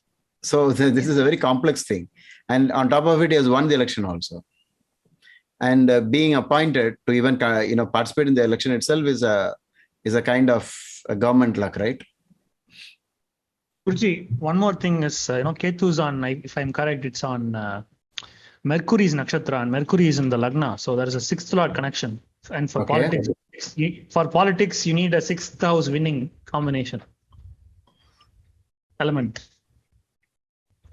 So Ketu is like. Can you one of you go through Bhrigu Sutram and say what is Mars in the 10th? First line, first word. Mars in the 10th. Acclaimed by people, Guruji. What is that? So a politician will take advantage of that. Even fan following, even actors will take advantage of Mars in the 10th. Okay. So now we understand the importance of the Rashi versus Bhava chart. Okay. You know how important the Bhava chart is. Why? Why is a person taking birth at a particular point when the ascendant is only at a particular point in the zodiac? Why not anywhere else? That Atma wants the planets to be in certain angles from the ascendant. That's where the Bhava chart comes in. Because the 2 hours, everything will be the same.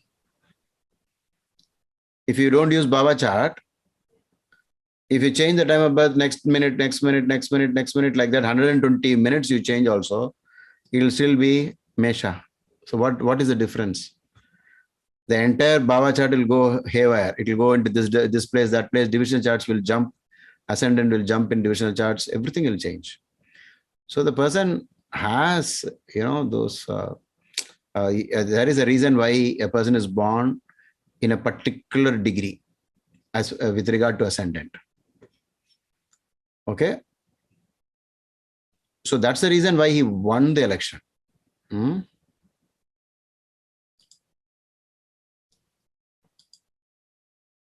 But you forgot to read that entire thing about Ketu in the 5th.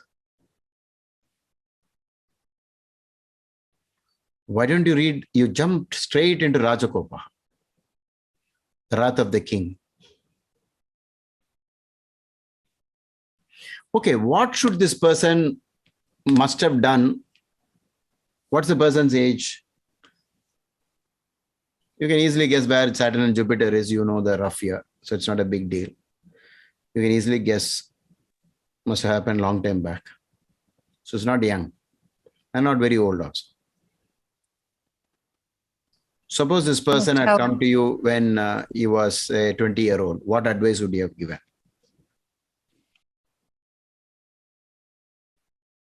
Nagadosham and Nagapratishtha. Sir.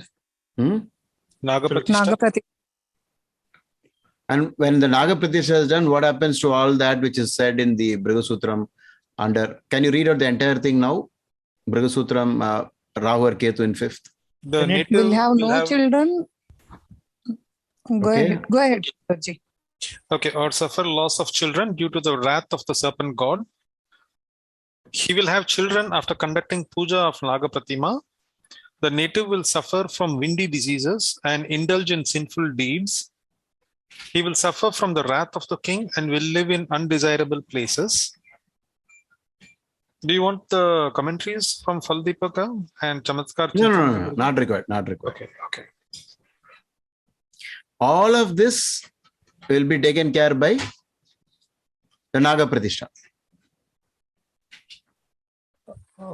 Is Naga Pratishtha mentioned anywhere else?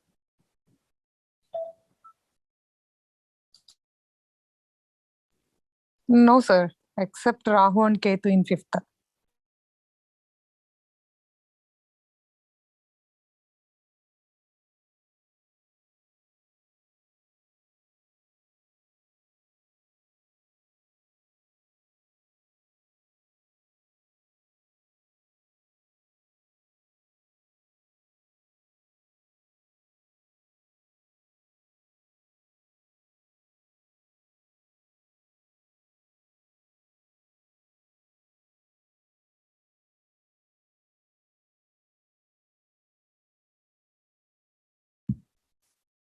So the suffering seems to come from 3 or 4 different directions. One is from children, or from windy diseases, probably diseases of the lungs.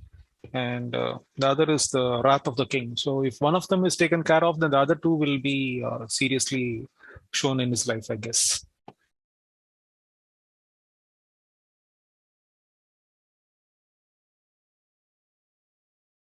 Has Guruji dropped? Or I mean, No, he's gone out actually. he's gone. Okay. Yeah. That was what he was hinting at when he gave the example of the big guy who was running the race course, but he was not having children.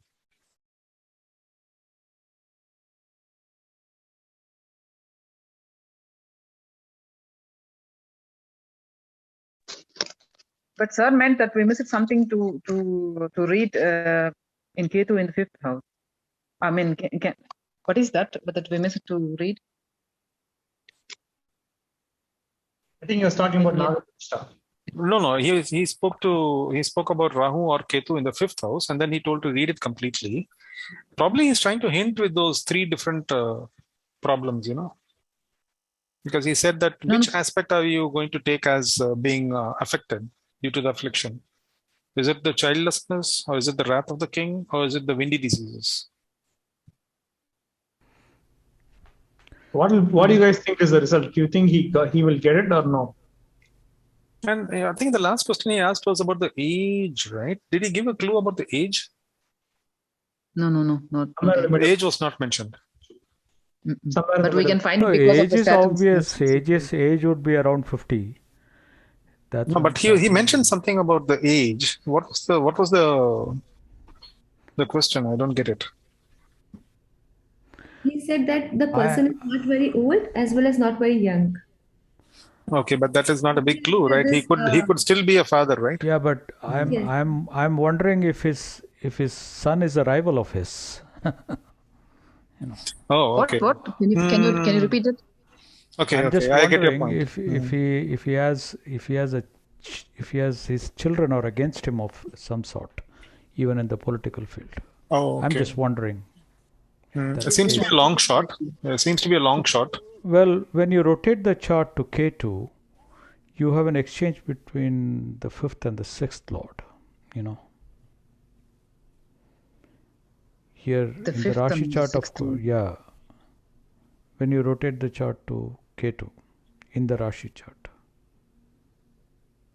The 5th and the 6th is debilitated, right? No. They are exchanged. Saturn and Jupiter. Yeah, no, Saturn and Jupiter and Mars. There's an exchange between Jupiter and Mars. Yes. Okay, so when you rotate the chart to Ketu, it's the 5th and the 6th lord. So it's going to be like the sun is going to be his enemy. Yeah, there's a possibility. But if you look at the hints given, I think he's not too old for a son to be, into the political field. And why not? He's 50. He must be definitely in his 50s. Yeah, but 50s, then the child should be around. His son should be around 25 or 30 max. Well, that's a ripe age, right? Like to be a rival. Being Ketu in the 5th, do you think that he has a child? I think he must be childlessness. He does not have any child. No, that's what. That is also another way of thinking of this as the sorrow coming from the son, from the children. Could be that, right? The childless is nothing but sorrow coming from the degrees of sorrow, right? Yes, Soumyaji, you were saying something? Or was it Aarti? Yeah, it's me. I was saying, I don't think so the person is having any child because too much sun is in the ascendant, Mars is also looking at the ascendant, and Ketu in the 5th. Jupiter. And 5th lord in the 1st is also affliction to the 1st son, right? I mean, 1st child, I think. Or no, Lagna lord in 5th, Pavni. Oh, okay. No, 5th in 1 is also okay. I will check. No. No, actually, fifth lord and the sixth lord are together in the ascendant. Maybe will it cause a problem? Like, Yeah, there will be a little bit, but not that. Maybe if it is compass, then no. Maybe there's a Jupiter element, Jupiter in the eighth. Now. See, hello, I want to tell, even in the last class I had mentioned, that when you make statements, when there are material available, do not confuse yourself. Always read out the text. Why do you want to use words like maybe, maybe not? We have a statement, right, from the rishis. I mean, you wanted to say Lagna Lord in the fifth house. Okay, Lagna Lord in the fifth. And then you said, even if fifth Lord is in the first, also some problem. But when you make statements like this, is it told by the rishi? Maharishi Parashar. So astrology is very complex. So if you keep diluting, like maybe, I think, all those words, then we will not get the, we will not be able to improve. Yes, sir. Fifth lord in the first is be blessed with progenic happiness. Correct. Fifth Lord in the first is a very big yoga. Whereas first Lord in the fifth alone, some hint is given. A minor hint, there could be some problem with children. That's a very strange thing. Okay. Okay, coming back to this question, the person won the election and the position that is aspiring for, is the king going to give it or not before this period ends? Because it's all going to be, done quickly. There isn't enough time. People won't wait until your Antardasha changes. Now, if Rahu was in a good placement at the beginning of the Antardasha, he has to bring in all good results. Okay. Yeah, you find out where Rahu is right now. Now, when the Antardasha began. Antardasha. At the beginning of the Antardasha. That was the rule you explained in our last class. Yeah.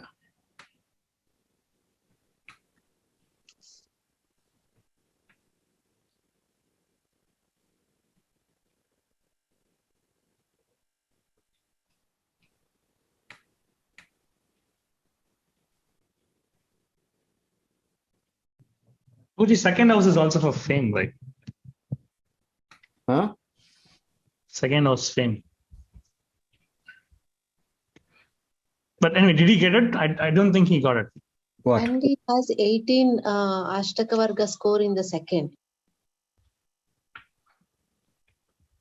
Just a sec. Yeah, tell me. Sir, what is the strength of Saturn, sir? Maybe it may be. It's debilitated. Just want to confirm. Is next to Surya's exaltation. So.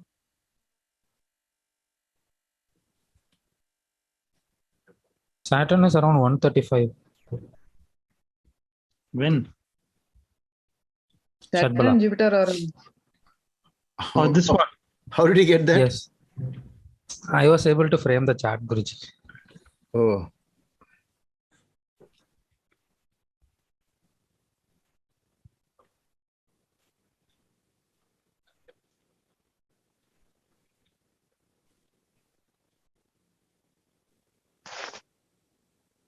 Sir, there is no conjunction between Rahu and Venus, sir. Once again. And the strength of Saturn also maybe.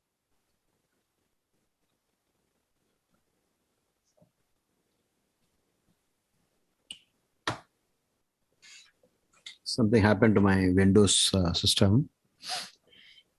It got logged out. So I don't know how to reset it. Anyway, I won't be able to answer other questions pertaining to this. So this is you're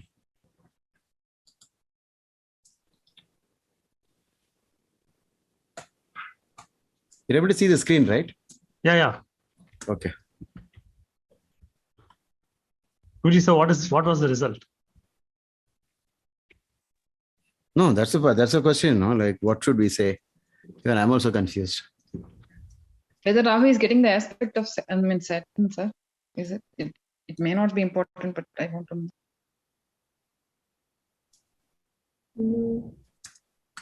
It is getting the aspect 100%, right, sir? Which one? Because Saturn is at 27 degrees and Rahu Ketu is also at 27 degrees. So Rahu is getting the aspect of Saturn 100%, right, sir? Yes. Somebody has got the chart, right? Who has the chart? He must be having all the details. Jyotish Kashi. Yeah. So you can use the software and answer these questions. Somehow I forgot my PIN number for my Windows system. Yeah, I think what was the question? I'm sorry. It was Deepak who did the reverse calculation. I think Deepak has the chart, yeah. Okay.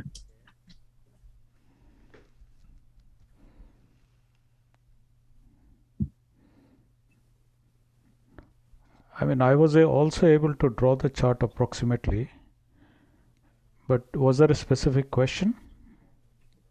Whether then, Saturn, Rahu is getting 100% aspect from Saturn. But it is right. Yeah. 98% aspect. Yeah, almost. Yeah.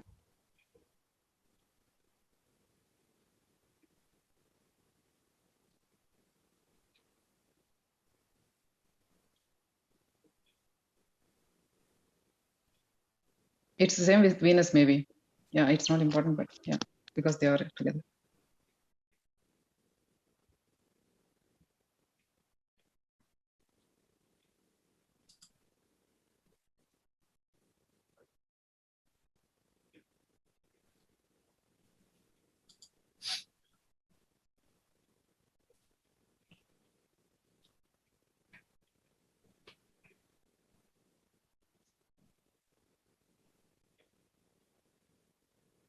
Sir, how is his eyesight? What do you think? Sun in 12th, if it is in 12th, it will not be that good. But Sun is not in 12th. Sun is not in 12th. It's in first. Sun is in the first. Sir, Sarvashtravarga score is 18th. If we count Ketu, if we take Ketu as a MD, so in the 10th house, in the Sarvashtravarga score will be 18. So the 10th house will be very weak. So in that case, we can say that he will not get the required position. No, for that you should only use Rashi because you're using Ketu as a reference point.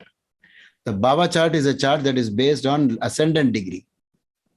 So you cannot use the Bhava chart for any other planet because the Bhava chart is derived from ascendant. Ascendant as the calculation point, not any other graha. Okay. Has everybody understood that concept? It would be good, Guruji, if you can elaborate. The Bhava chart is derived from which point of reference? Ascendant, sir. Ascendant what? Degree. Ascendant degree. Degree, midpoint, yeah. So you cannot use that for other charts from this Dashanath and all that. Because Dashanath or not only Dashanath, if you want to have a Ketu centered Bhava Chalit, then you'll have to make Ketu as 27 degrees, almost like ascendant, and then draw the entire chart. Again, moon at 23, you'll have to make another chart. All that is possible through softwares. So don't mix things, okay? So do not mix it up.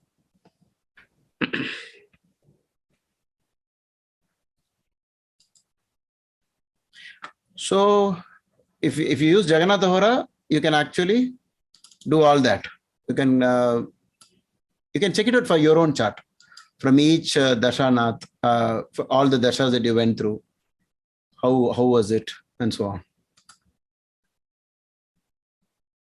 So when we change the settings, sir, for the Bhava Chalit chart in the Jehora for the reference of Bhava Chalit based on the Dashanath, then we can verify against our Dasha results and Exactly. Correct. Yeah, that's the way to go. So when you make Jagannatha Hora do this, it will ask you, what do you want it to be centered around? You want moon has to be the center. Usually by default it is moon. So many of you will be using the wrong chart in Jagannatha Hora. See the middle word. What is it? Okay. What is the middle word in your charts? It'll usually by default it'll be moon.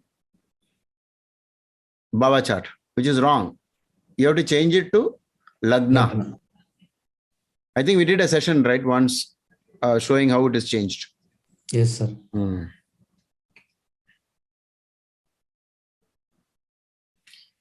Okay, I'll tell you what I did. I was also confused because this election winning and Rahu Ketu, if you read the Dasha, Antardasha, all that. But I also kept in mind when Ketu is in the 5th house, at the most important time, especially because he is in Ketu Mahadasha. Sir, I think he will get the position what he wants, sir. I mean, that's your wish, right? Yeah.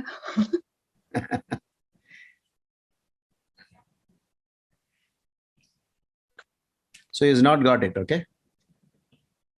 That's right. Yeah. I mean, if 50% of you tell is got and somebody says you don't get it, then 50% of you will be right. Guruji, but what logic did you use? That's a different point. Inch tape?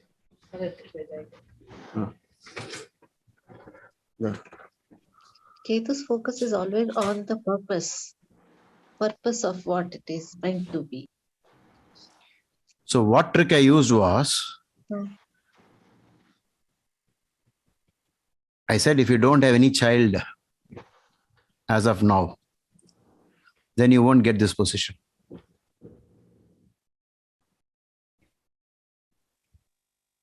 At the age of 50, he said, I'm childless.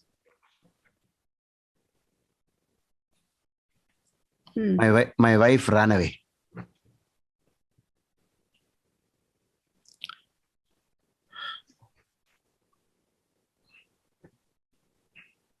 How is it connected, sir, to the position? How did you connect that, Guruji? Yeah, I mean, She's already Sir, having then misfortune. this person must have gotten another wife because like 7th Lord is in 11th house, sir. Isn't it? Even Saturn Or like second married is to second, someone second spouse. Two He spouses, doesn't have, right?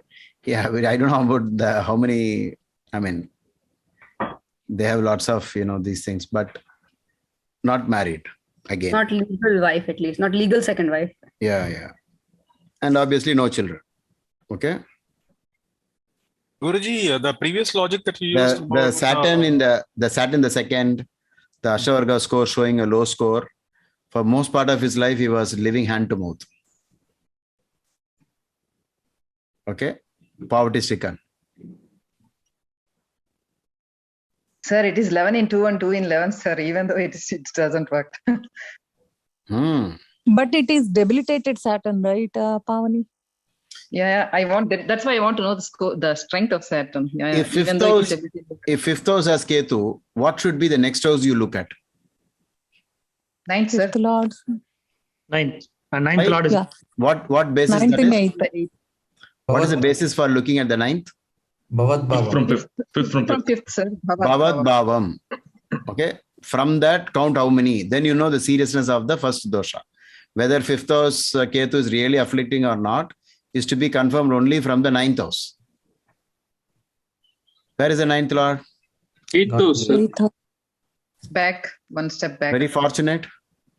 Unfortunate, unhappy due to elder Koban, sir. Okay. I mean, the context will only take this 5th house dosha now. And now Jupiter becomes the Karaka. Okay. Becomes the Karaka for children. But in another way, 9th and the 8th is a overall abhagya, bhagya opposite. It's not good to have the 9th Lord in the 8th. Especially Jupiter. Especially as Jupiter. So from that, you confirm Ketu in the 5th. So I had to gamble. So I didn't even ask. like I said, I didn't do anything else except that if you don't have a child until now, then you're not going to get it. I only said like that.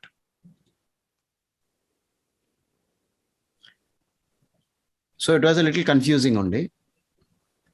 And his saptams also didn't reveal. There wasn't any clear-cut evidence. Now coming to why the wife left. Anybody wants to attempt?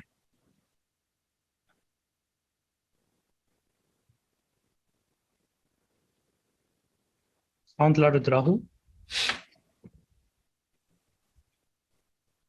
This chart will let Sir, Saturn in the second house, the first spouse will die or something. Say, and second marriage will happen. It is like that. Saturn in the first. Saturn in second. Saturn in second. Okay. The Saturn is aspecting moon, and it must be so shoka. Saturn aspecting moon. Okay. It's not easy. Now from this chart, do you have any rule which says, wife leaves?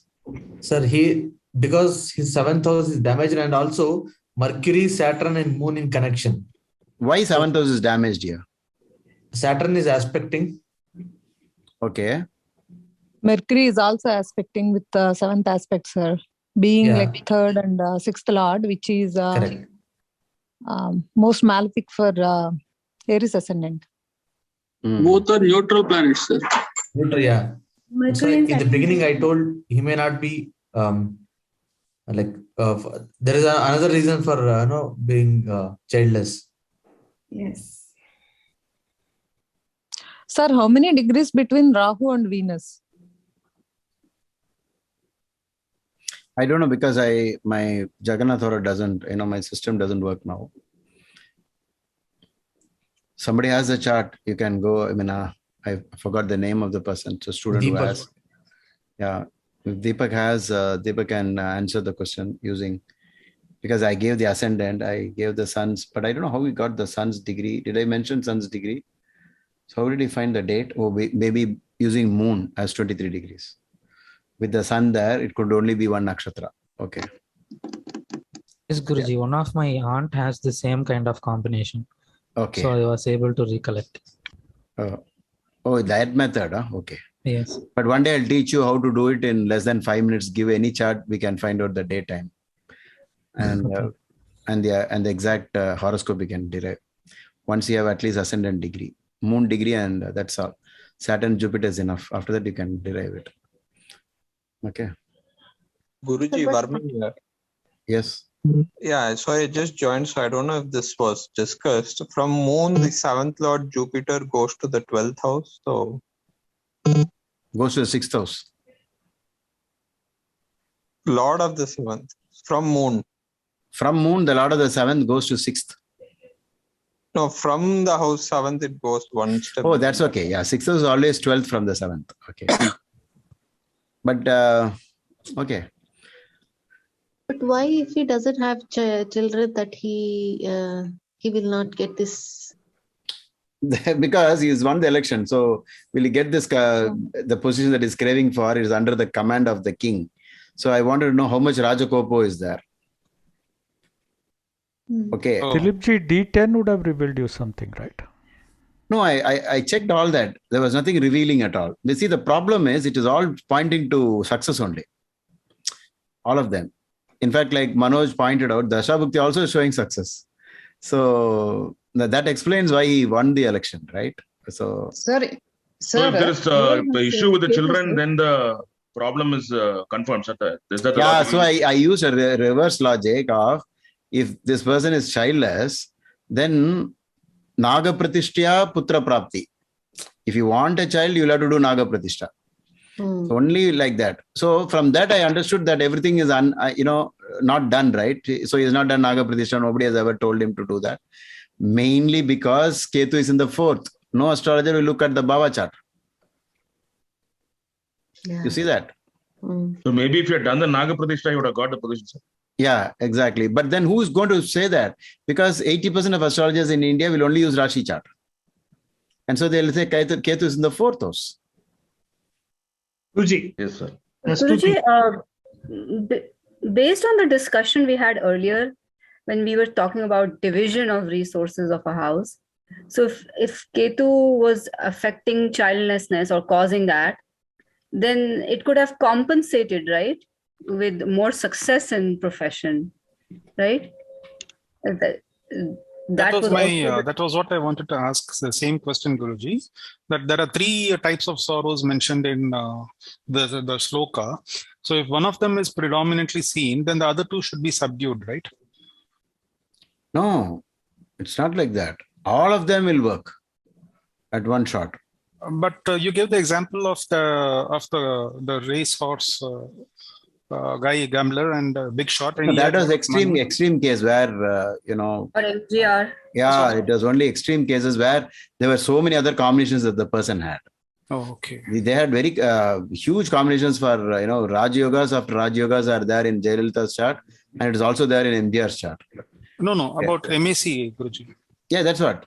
Any one of them, they are so successful, so rich. So they must be having a lot of Dana Yogas in their chart. Oh, and there I use this logic. Only there I used. This is not a person like that. Okay, but in this case, can we assume that since he is childless, so he's already undergoing the affliction in a proper strength or degree, and therefore the other afflictions should not be that strong, Guruji? No, there we won't. I will take it like everything will be afflicted of the fifth house.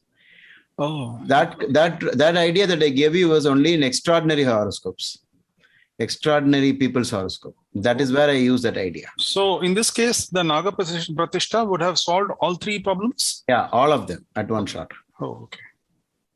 Sir, I have one more point. But the best point about this is the person is not convinced about Naga Pratishtha anyway. He is not going to do it, I know. The way he reacted to it. More wrath because of that attitude. Not exactly, but they don't know this side of astrology, right? They won't know any of these things. They only know, if I know something about black magic, I can do some yantra, mantra, tantra thing to, influence the king. Those things they'll believe. But if I say you'll have to do Naga Pratishtha, you're just looking at me. What is that? So he's not going to do that, I know. Oh, in spite of telling that this is going to, they don't believe chances. They don't believe in such things, Oh, okay. He just got the answer, but people are used with the fear-mongering part of astrology. No, it's not about astrologer using. People are like that. People wouldn't even believe that it can be altered. People expect astrologer to tell colorful things only. Not only colorful things. They want the astrologer to give them, to get them the position, what they're aspiring for. If you go to an astrologer, many people, contact me. I'm having a lot of financial problem. So I want to consult you. I say, you will become poorer if you consult me. What, sir? I don't get it. No, you become poorer if you consult me.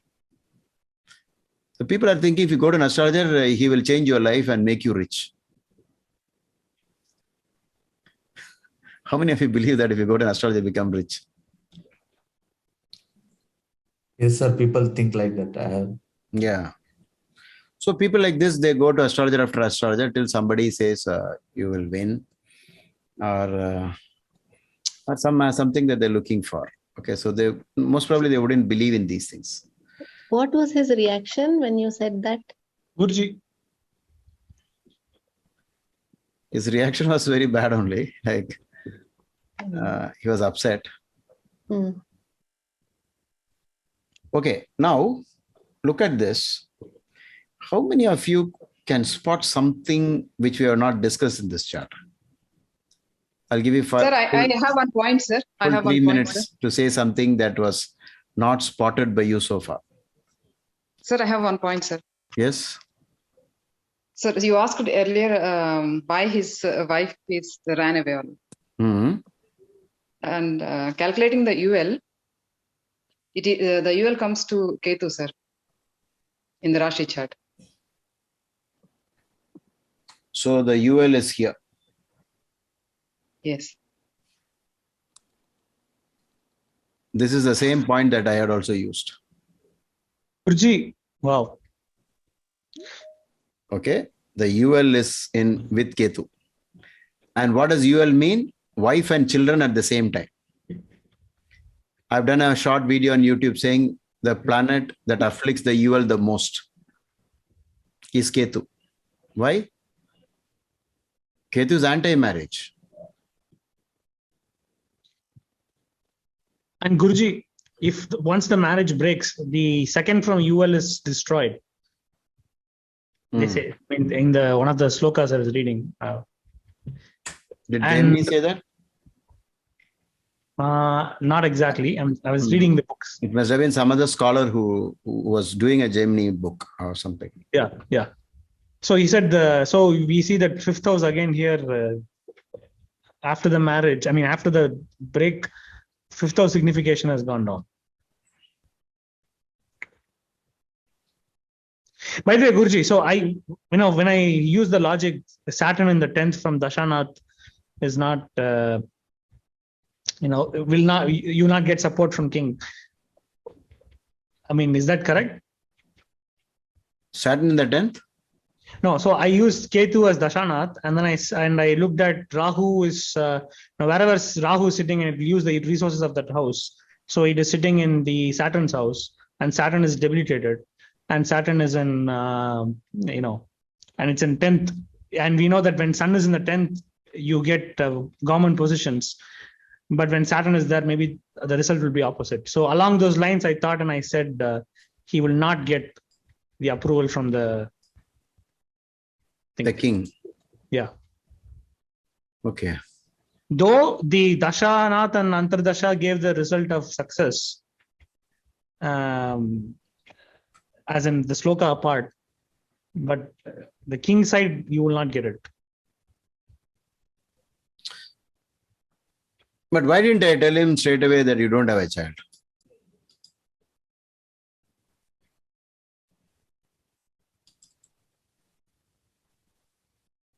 I think, Guruji, to make Fifth Lord is in one, sir, Sun, with good strength, maybe. I was confused because of that. So he could have adopted. No, he didn't do anything. Okay.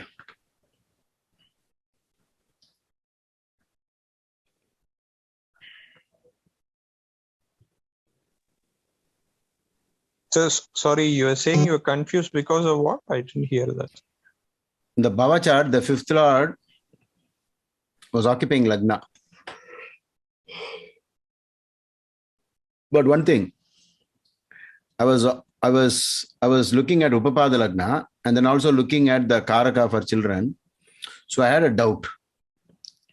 And so I combined both this doubt and the question together. You get the point? I combined both. But yeah. So I was using the other things within that paragraph to see how's his reaction when I said that children part. Okay. So before I had asked, he had come with one more person. So I asked him to go out because I knew I was going to ask a very sensitive question. And then the person who came said, yeah, you can ask him anything. If that helps your prediction, I'll go out. As soon as he went out, I said, if you don't have children right now, after so many years of marriage, and your married life is all gone. But if you look at the normal ways of looking at it, of course, somebody in the class did say the sixth lord is sitting in Lagna and looking at the seventh, or maybe Saturn the second is a hint at some trouble. But seventh lord in the 11th in the Bhava chart, it need not be, it actually need not be a second marriage. In case the person is looking out for second marriage, it is one of the combinations for second marriage. But if he is not looking for a second marriage, it is not a combination. When you look out for the possibility is when the marriage fails. And then you are inclined to marrying again. Okay. It's gaining from basically wealth from spouse and all that. But the moment I saw the Upapada Lagna thing here, I sensed, by looking at Jupiter also, one more thing I want to tell you. Please don't ignore the Rasi position also. What is that which is slightly hinting at a problem with the 5th house in the Rashi chart? Can anybody say? 5th in the 12th. No, you're halfway close. Can you complete that? 5th Lord Sun is in the 12th house. Okay. Now it's aspected by Mars from the right from the in the right. No, not at there. But there is another beautiful thing that has emerged. Okay. It's not in the context, right? So. Would you saying Jupiter? No, I think 1 second. Prahlad is there with the answer. Prahlad, can you say that? Yeah, Jupiter Karaka for children in the 8th. No. Even that is not correct. So 5th from the 5th is again malefic. No. See, what is the reality in the Rashi chart? The reality in the Rashi chart is Sun is actually in Jupiter place only. It is not like how in this case we said Mars is not in Makara. The Bhava chart, it is in the 10th house. So don't use the Rashi name in Bhava chart. Like somebody said, Saturn is debilitated in the 2nd. That is correct. Saturn is debilitated in the 2nd is very bad. For most part of his life, he was living hand to mouth, struggling.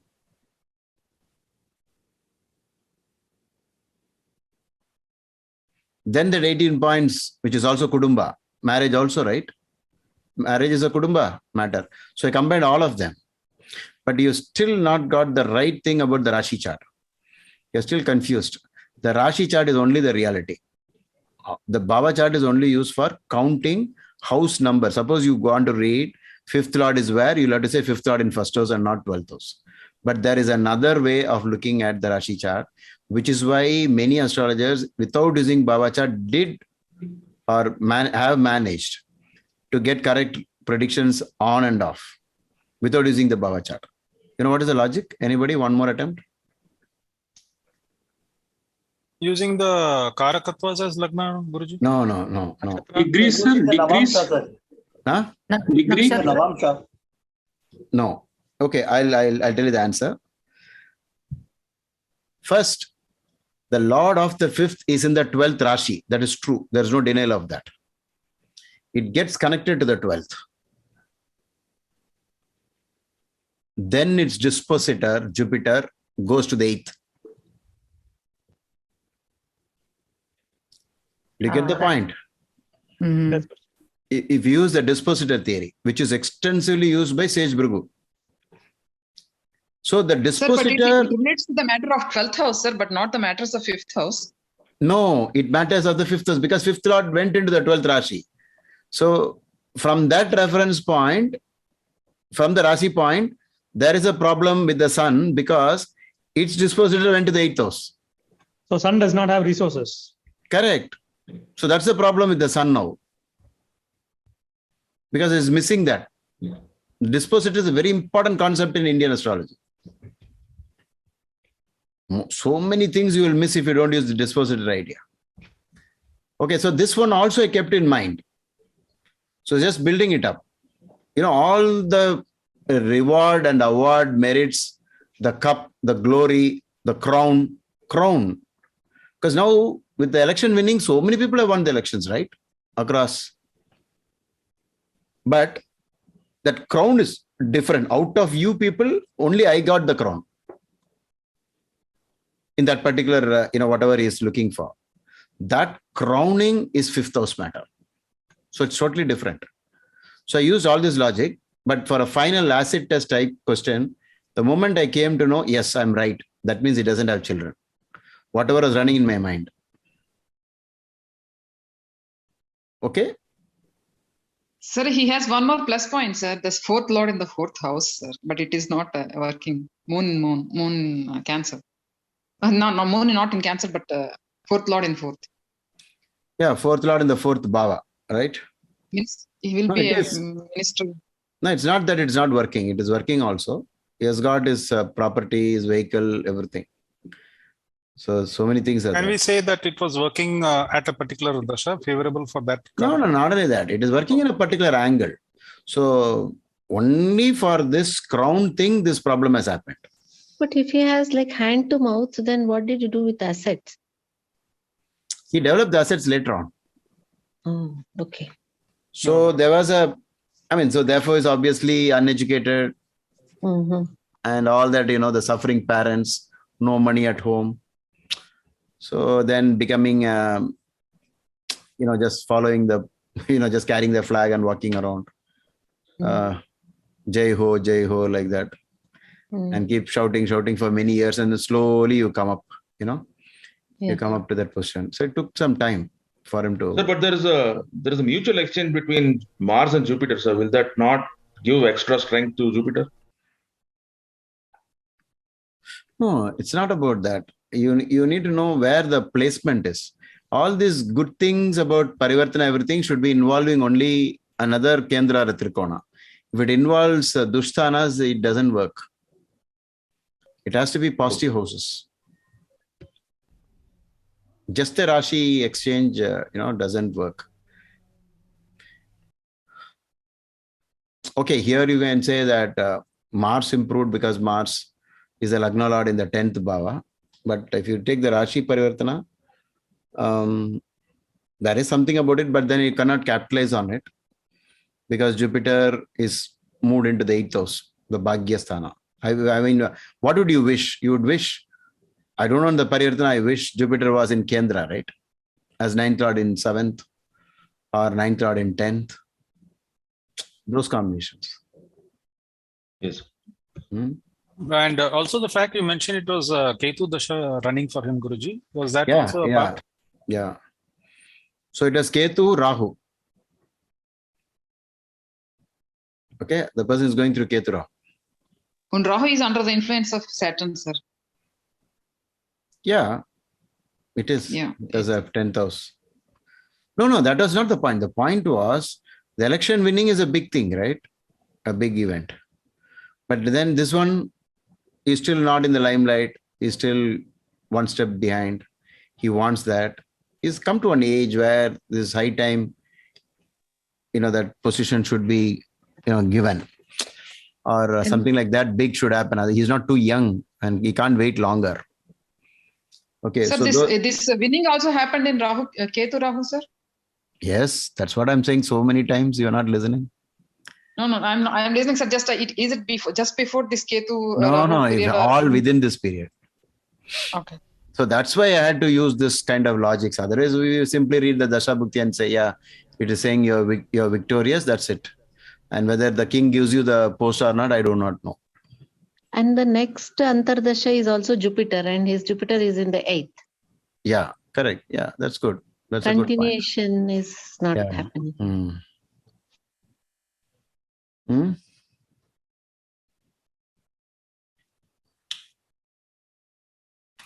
So the Upapada Lagna, what is a past life? If Upapada Lagna has something like this, Ketu, you did the same, right? Not sharing, sir. You left the spouse and children. Ketu means aborted marriage and children. So just leaving it off. See how important that Upapada Lagna is. Upapada Lagna has been given a separate chapter in BPHS. Chapter number 32 in G.C. Sharma's book.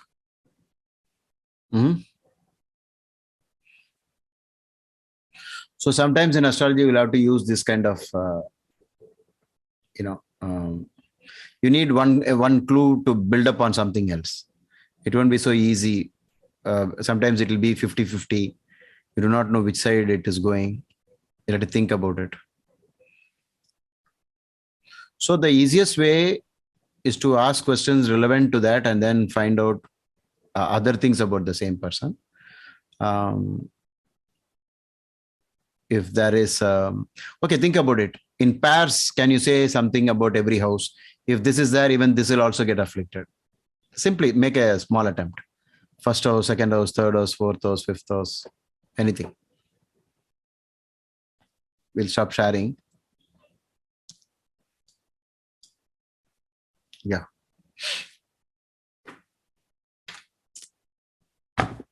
Anything? Some attempt.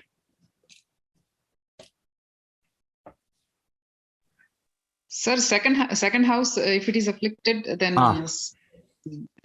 rash type of communication and wealth will be. Okay, because he is speaking, he's angry or he is not communicating properly, maybe stammering.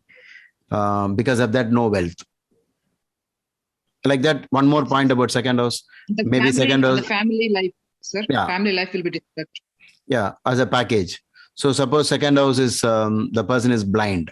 What are the chances of making money? Easy or difficult? So Netra, Netra is connected to income. House of speech is connected to income. Like that, in every house, can you connect to some common things? And then say if this is there, even that will also be affected.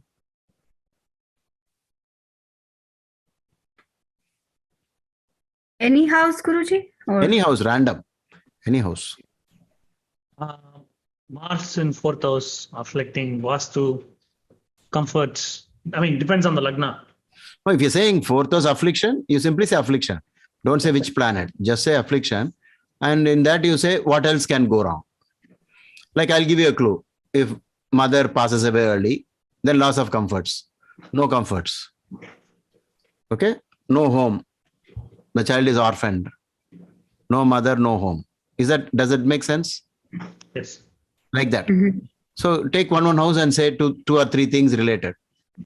If this is there, even that also won't be there.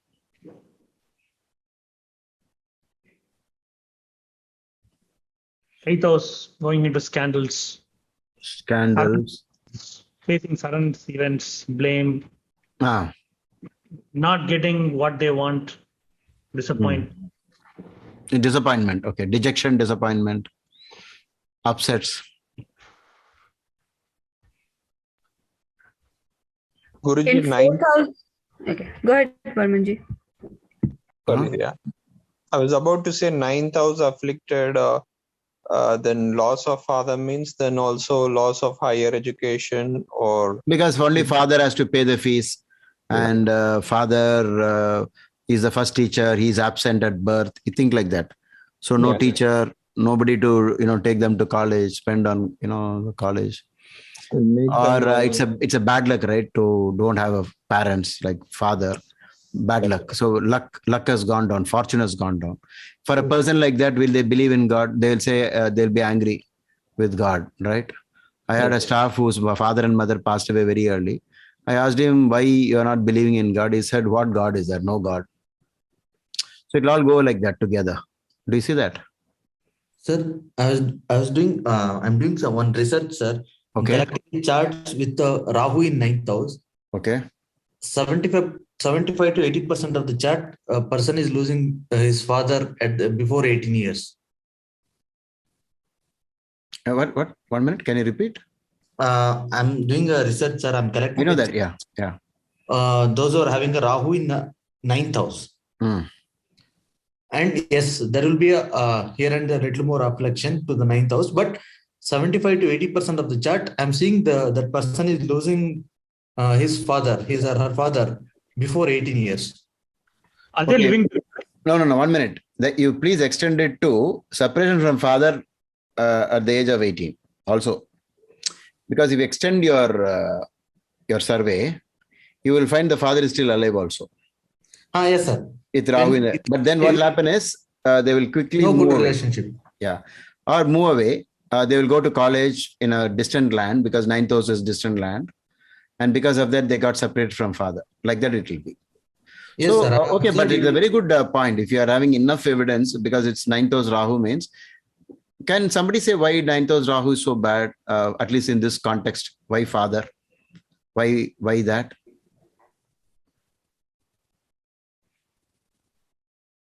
Use Kala Purusha. In Kala Purusha, which planet owns the 9th house? Jupiter. Who's directly opposite the nature of Jupiter? Rahu. So when Rahu sits there, it's a Rakshasa. As against the godly energy of your father. The protective nature of father. Even in the animal world, the father protects like anything, right? And the mother also protects. Basically, parents protect. They'll do anything to protect their children, their young ones. So, like this, try to like that. I mean, Manoj, you can also help him get some more collections, and using Sri Jyoti, you can all put it in one condition, like father passed away before 18. Okay. Could I contribute something for the 6th house, please? Yes, please. Please go ahead. So affliction for 6th house, so deaths and diseases would affect daily routine. So, and that kind of makes sense in the point of, like, if your daily routine and your work life is disrupted, then you're more likely to go into debts, and the worry with the debts can kind of exacerbate the diseases, and it's like a vicious cycle. Beautiful, beautiful, fantastic point. They all connect to each other. And whenever you have enemies, you get sick also, your mind is bothered, the stress level goes up, and all of them comes together. They all come together. So like this, for each house, write some pairs. If you see this, then you can also correlate like that. So is that something else something very interesting we missed in this? I had for 4th house. Yeah, please. Like 4th house. 4th house affliction. Like if the comfort is lost because of, let's say, poor relationship with mother or mother not being there, then also just no peace of mind at home, poor relationships in general inside the house. Okay. It can be with the other members or with domestic help or things going bad in the house, Okay. So lack of peace of mind. Good. Guruji, 3rd house, no help. 3rd house, no help. Okay. And not being enthusiastic enough, procrastinating, and as well as no brothers, no support. Okay. No help means no motivation. Yeah, no motivation. No help, not helped by brothers and sisters. Okay. What about neighbors? Neighbors is 3rd house. Okay. Even pets. Pets are 6th house, no, Guruji? No, it's also 3rd house. Because in the way the pets are, for example, what kind of pet you're having. If you're having a dog, it will help you, right? Oh, right. So that way.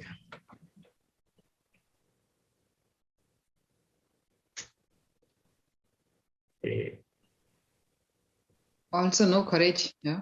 So no courage. Correct. No courage. Then what do? Won't take action in the world. So take the example of the businessman's luck, 3rd lord in the 11th. Correct? Businessman's luck, third in the 11th. What does it mean? Will take risks, sir. Inclination, karma. Right? What is 3 and what is common between 3, 7, and 11? Karma houses, yeah. Karma houses, desirous. Okay. So gain in trading, third in the 11th. Why? Helped by in business. Who should help you? Your employees. Otherwise, what will you do in business? You alone sitting there and doing. You cannot do, right. You need a lot of helpers. Yeah, then Guruji, fulfillment of wishes are not there. Third house affliction. Yeah. So you keep this in mind whenever you're reading a chart. Like how many you can relate to one particular house. If you notice something about that, then there is some afflictions. For example, when I was a beginner in astrology, I noticed that afflictions in the to the second house, always they had a lot of this, the pox marks, fully holes in the face. Smallpox. Smallpox, yeah. Okay. I don't know what is that. No, I think chicken pox. Smallpox got eliminated, I think. Yeah, that leaves the mark, but not the chicken pox. Yeah. Smallpox leaves the country. Yeah, those days then, of course. Before, Uh-huh. now it is eliminated. I think they eradicated it. I'm Yeah. not sure it's completely gone, but like that. So if you want to know about 12th house affliction, you only have to ask them, is your left leg paining or you have some problem with your left leg? And they'll say, yes, I'm limping because of this. Then you know the rest of the 12th house is also active. Like 2-3 malefics in the 12th, especially Mars and Saturn. So if you see something and you want to make a final statement based upon it, there's no harm asking the person about that particular house. And it also kind of impresses the person, and they believe after that, whatever remedies you give also, even that they will start, thinking about. They'll take it seriously. So eye problem, wealth. Speech problem, wealth. Second house, Netrasthana. Second house. So fifth house. Learning, children. So the moment you see in a family there is a mentally challenged child or a physically challenged child, you can start building up on the rest of the fifth house things. No, please be very careful with business because you need a lot of luck in business. Don't try share market. Like that, slowly you can develop that.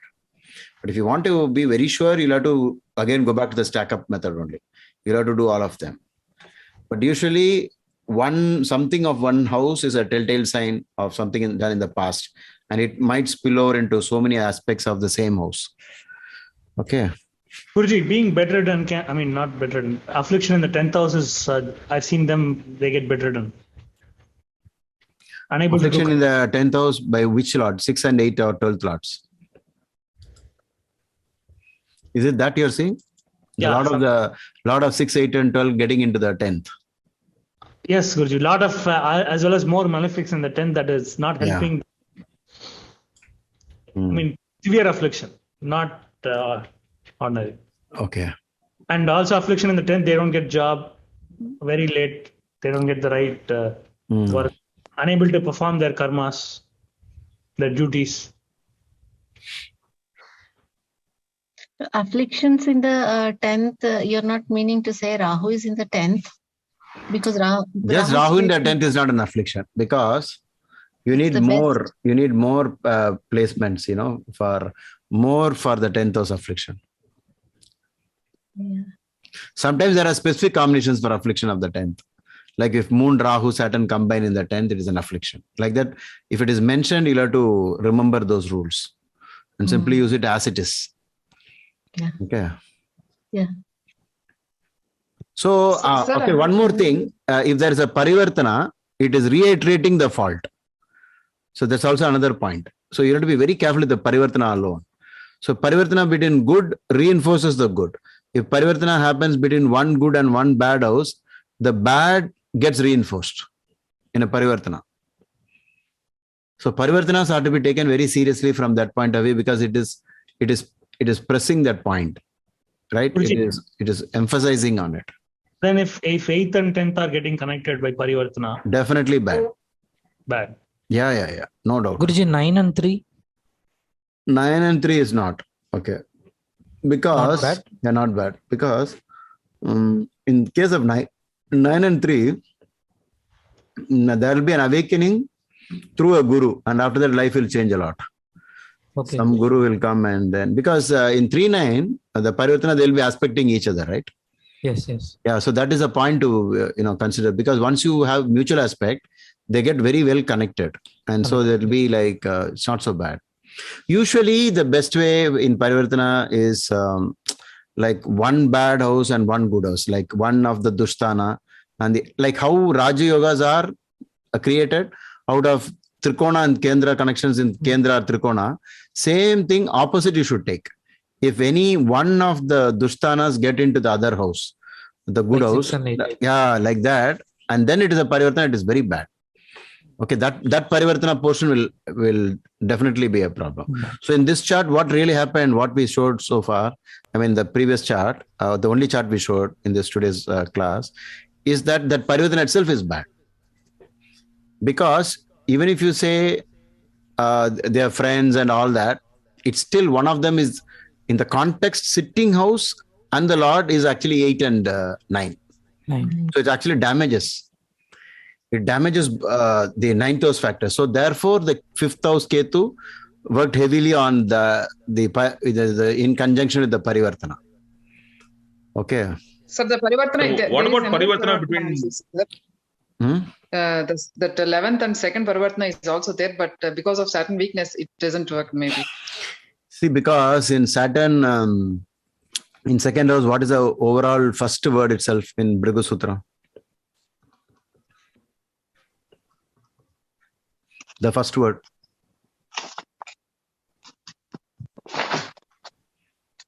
I'll wait. Saturn in 2nd.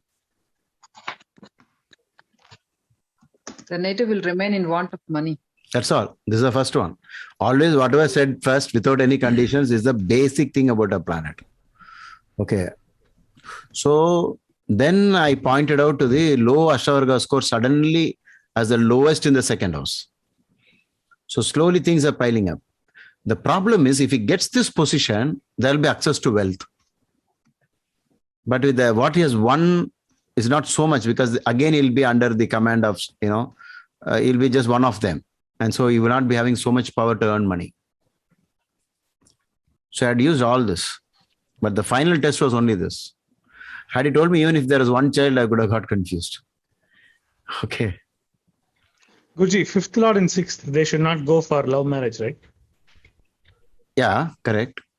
Okay. If they go for love marriage, the lover will turn into an enemy very soon.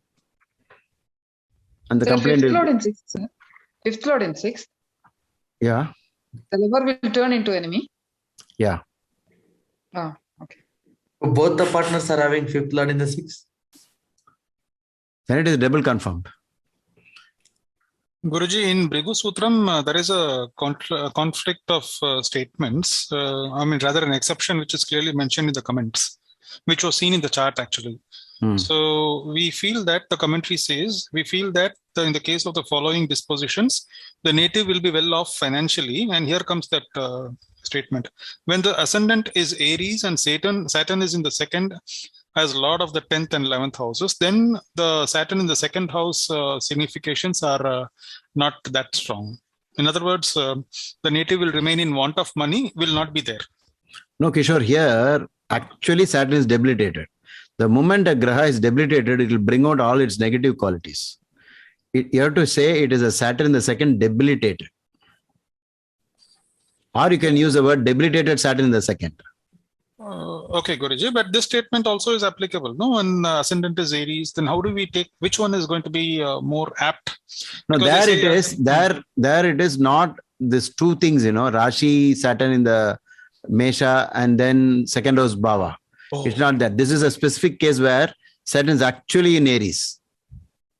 And only in the Bhava it went to the 2nd house. So you have to read it as additional problem that Saturn is very angry also. So whenever Ashubha Grahas, naturally Ashubha Grahas, the Krura Grahas are debilitated, they get angry. You won't use the word angry for Shubha Grahas. Shubha Grahas, you will just say it is let down. Whereas Krura Grahas, when they are debilitated, they get angry. Angry means what? It will come into their life in a very forceful manner. That's the point. Okay. Ugram. Yeah, Ugram. Yeah, it will be strong. I think it's 11 o'clock, so we will end the session. I want a very important thing that though the topic was what questions to ask, we could have dealt with more questions based upon different planetary positions. We did only one case study. Maybe we'll do more of this.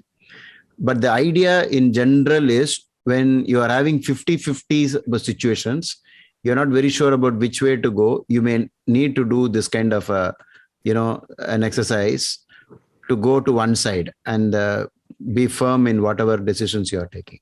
So that is the only thing I wanted to say in this session. And I used one case study, which is very recent. Okay.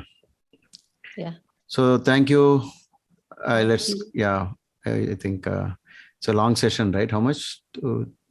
Close to recording or 2 hours and 52 minutes, of which 30 minutes are more you spoke, right? It'll all be there. Did all of you, type out many things in the chat or no? No, Guruji. Yeah. So please make some proper statements so they'll get recorded. Something that you learned today. I mean, I have my notes. Okay. That's okay. If you want, you can type it and send it to me. I can put it at the end. Yes, good, sir. Yeah. Before I edit the video. Okay. So wish you all the best. So today you learned a very, a trick in astrology, right? Yes, sir. Many tricks actually. Many tricks actually.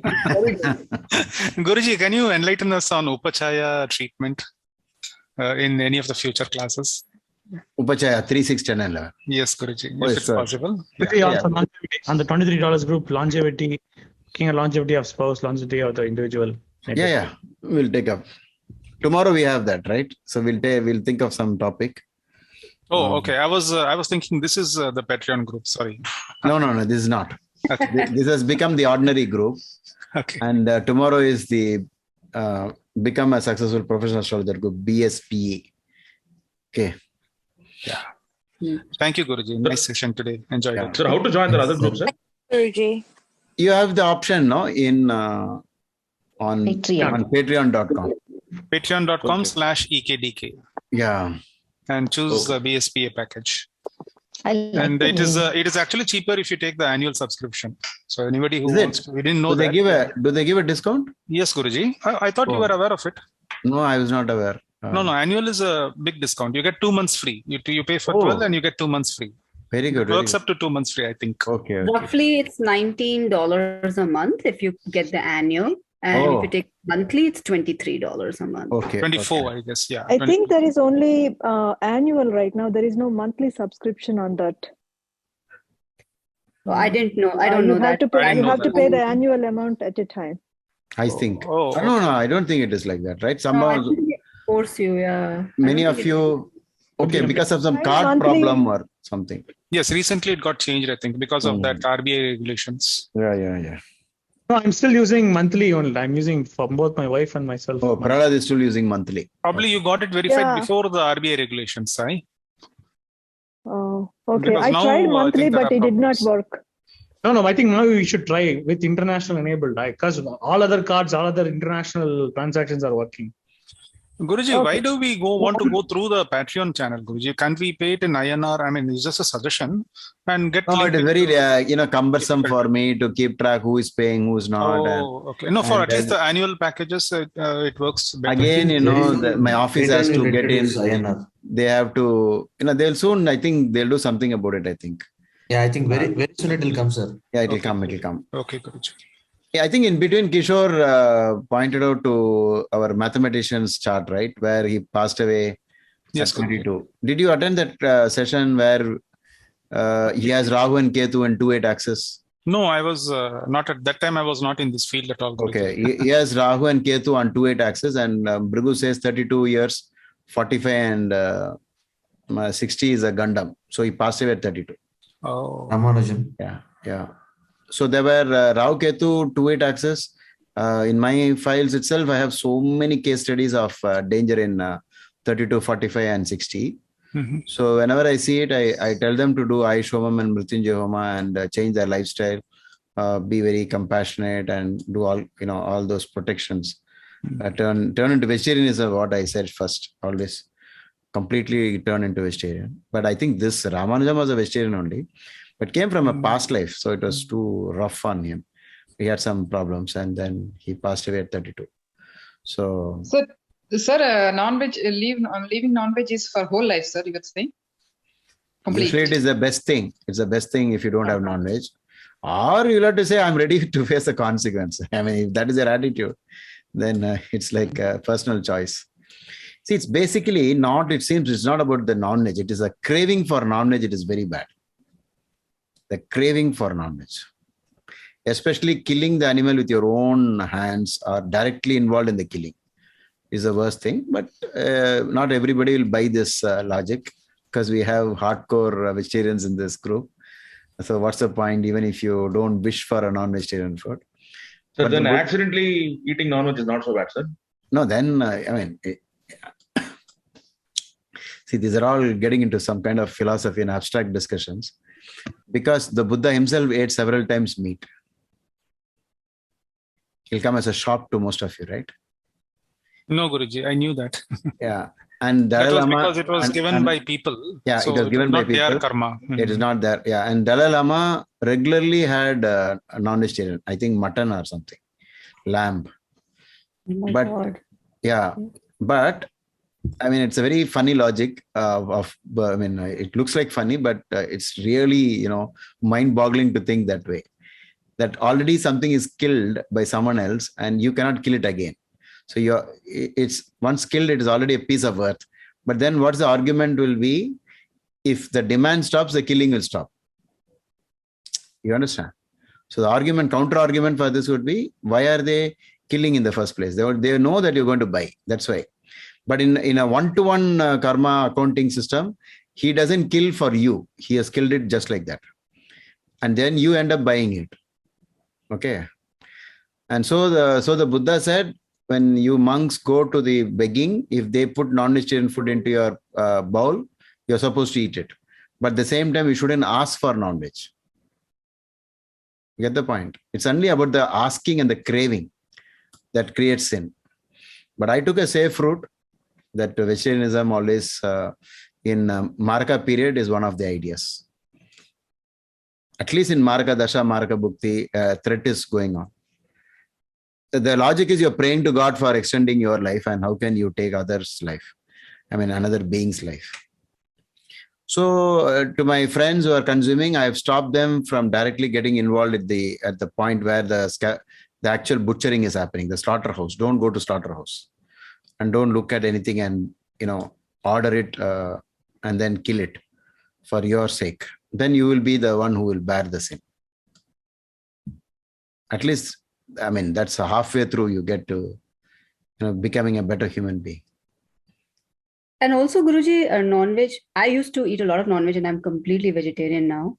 So, but I think one of the logic is also that you should eat food only with pranic energy, like fruits and vegetables.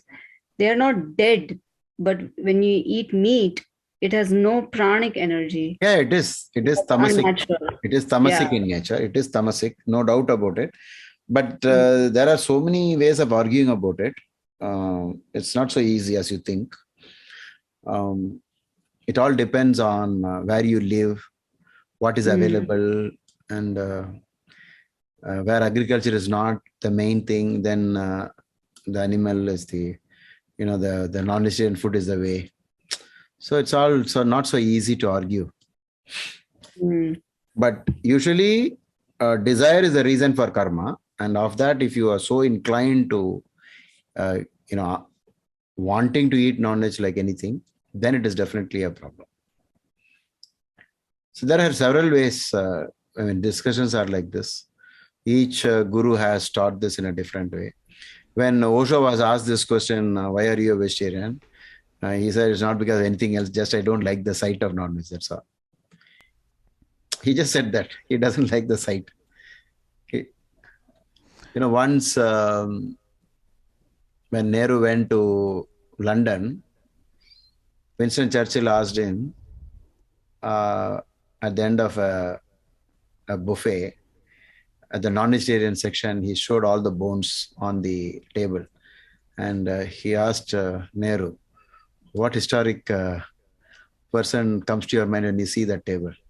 And Nehru is supposed to be very, a man of wit, very intelligent. And he immediately said, Napoleon Bonaparte.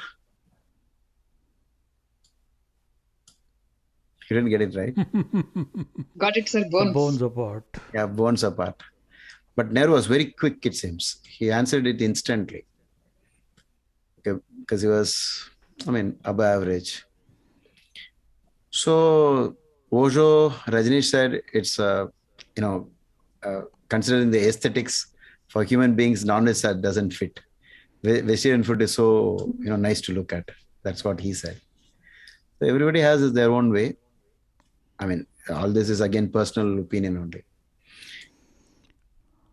I say eat to live, not live to eat. Yeah, okay. You can say that, yeah. But you can see some people, how they pounce on non-vegetarian food. They push, like this and tear it apart. So even fruits, you're not supposed to bite, it seems. I heard about it from a Brahmin. Oh. Yeah, you're not supposed to bite like an animal on a fruit. I always had that nagging doubt in my mind.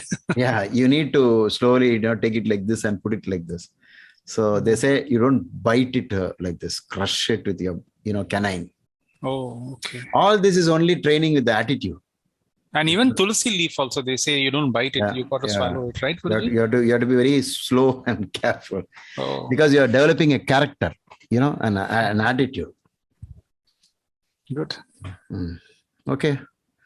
So that's the satsang part today. Yes, Guruji. Okay. Wish you all the very best. And what do we say for the ending? Sahana Bhavatu. Is that correct in the ending? I don't know. It doesn't match. Right? Purnamadam. Purnamadam. Okay. Purnamidam. No, it's Purnamadam, Purnamidam. Correct? Purnamadam, Purnamidam, Purnat, Purnamudachyate, Purnasya, Purnamadaya, Purnameva Vashishyate. Om Shanti, Shanti, Shanti. Is that correct? Perfect. I don't know if I said it correct. Okay. So this is complete. There's no half and there's no quarter in it. This being of yours is complete. It is as big as everything else. And beautiful it is. Purnamada, Purnamidam. That is complete. This is complete. Everything is complete. A zygote, a baby is complete. You cannot say small baby, big baby. So that's the meaning.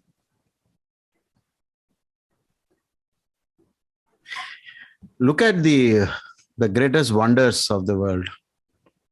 We have 7 wonders of modern times, ancient times, all kinds of wonders. But if you look at life, how complex it is. So many human faces here. Each one of you is a soul, a being, having your own set of, likes and dislikes, going through karma. Just think about all the population in this world, mind-boggling. It all started with a zygote. And coming out, then you have to go to school, you have to go to college, you do all sorts of things. This itself is worth meditating upon. How did it all begin? Where are we heading for? What am I? Who am I? Some 10 minutes, 15 minutes, close your eyes, just be relaxed and think I'm already done. Everything is fine. Okay. So that's all for today. Okay. Thank you, Guruji. Thank you so much, sir. Thank you, sir. Thank you, Guruji. Guruji, thank you. Thank you. Thank you. And others who are willing to contribute for the charts for the Rahu in the 9th, please. Ashwath, why do you want to restrict for Rahu in the 9th? We could also go for other placements. No. I'll go step by step. No. I'll tell you what. That's a way to learn. Oh, okay. You see, when you study, no, just listen to this. Sorry. Suppose I want to study something. I study one portion of it perfectly. Then that model, or whatever I studied, will become the basis for my entire belief system itself. So it will be like if he sees this so many times happening again and again, then he will first be convinced with it. And then when it is not happening, he will do a research to find out why it is not happening also. So slowly it will become. So the nice way to do astrology exercise is like this only. I did this, that's why I'm telling you. Same combination over and over again. Like in chess, if you want, same opening over and over again until you know everything about that. Once you know that, you will know the rest of it also. Yes, Guruji. So please continue that. Don't stop. Like this, each one of you can pick up something. I want to have all the charts of Saturn in the 2nd house and see what has happened. Is it really that Daridriyam? Is it that? Let me check it out. Then in that search, you will find majority of the things they are suffering with money. And then the second part where they're not suffering, what is the compensation they got and why it has not worked? That will make you an astrologer. So you'll have to have one stance at least somewhere. I'm going to do this over and over again. Study all the people who went through Sade Sati and try to find out what happened to them during that period. Rasani. So for getting the birth charts of celebrities to study all this, what is the most reliable source for time of birth, date of birth? Because I think Manoj has a huge collection. You can be in touch with him. Maybe Manoj can help you. And not only that, now that maybe Astro Data Bank. Astro Bank is there. Yeah, there are a lot of things nowadays in the internet. Don't worry. Now we are at a bigger advantage than ever before with all the the database that is available around us. You can, if you are seriously inclined. I wish I had this. When I started astrology, this opportunity I didn't have. Now only it is all like so easily available. And then software like Sri Jyoti allows you to run through several horoscopes the same combination. How many of you have Rahu in the 9th? Click, you will get all the charts. Oh, like chess base, Guruji? Yeah. It is there. Manoj, correct? That is correct, Guruji. Yeah, Manoj is not maybe at the moment. Sir, it is. It's correct, right? Yeah. So please use that software. That's wonderful.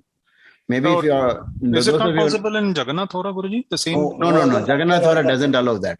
It doesn't. You can write your own rules also in You can create your own rules and say, in the 5th Lord, in the 6th, and then this, then this, then this. All of that you can put it into one condition and run through several horoscopes. The best way is to help each other. Like all of you, put it up in Facebook. Just take out the name portion, give it a serial number, and you alone know whose horoscope that is, and you can share it. Okay, because I was going to ask Guruji, we really need that, like in this group. Like if there is a way we can all share charts, because even I am running, like even I would like to get more charts to study certain combinations. Manoj, can we use Facebook, that Facebook page for it? Yes, sir, we can do that, sir. We have the group. Yeah, Manoj has already set that Facebook page, right? So why don't you all join there and start posting like, I forgot who was doing Rahu in the 9th. Ashwath was doing Rahu in the 9th. Okay. So you supply him with your own collections. And I know this person said that Facebook page is for everyone, sir, not for only for 23 euros Patreon or like that. It is okay, sir, you were saying. Yeah, it is all there. Who cares Anyways, about all it's that? a private group. Yeah, it's a private group. All of you can be in it. No issues. Okay. Yeah. The past, present, and future students.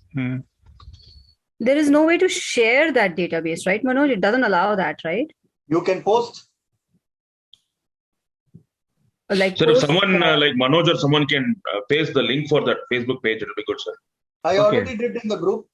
Yeah, we all joined actually. We all joined. No, Manoj, you send me that link. I'll put it in through Patreon itself. Okay, sir. So it will go to everybody. Okay, sir. Yeah. Thank you, sir. Bye. Thank you, sir. One more. Tomorrow, can we look into the chart of November 2030? Because today P. Narasimha Rao released one video saying it's very bad time, as bad as when Mahabharata war happened. So could we see that chart tomorrow? Okay. Just send me the details about the background.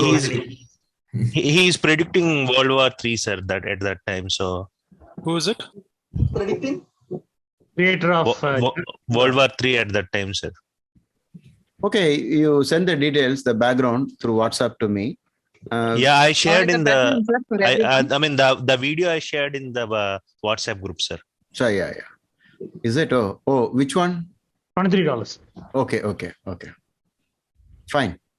We'll call it BSPA. Let's not talk about dollars. I think the name of the group is like that. So I think the subconscious mind is attracting it. The WhatsApp group is named. I've always used 23 mainly because it's my wife's date of birth. And apart from that, it is a 5, which is a Mercury's number. And personally, even before my marriage, I found 23 working very well with me, even before marriage, because I started with numerology first and then palmistry. So throughout my life, I've been noticing 23 working a different way for me. So that was the reason I kept it.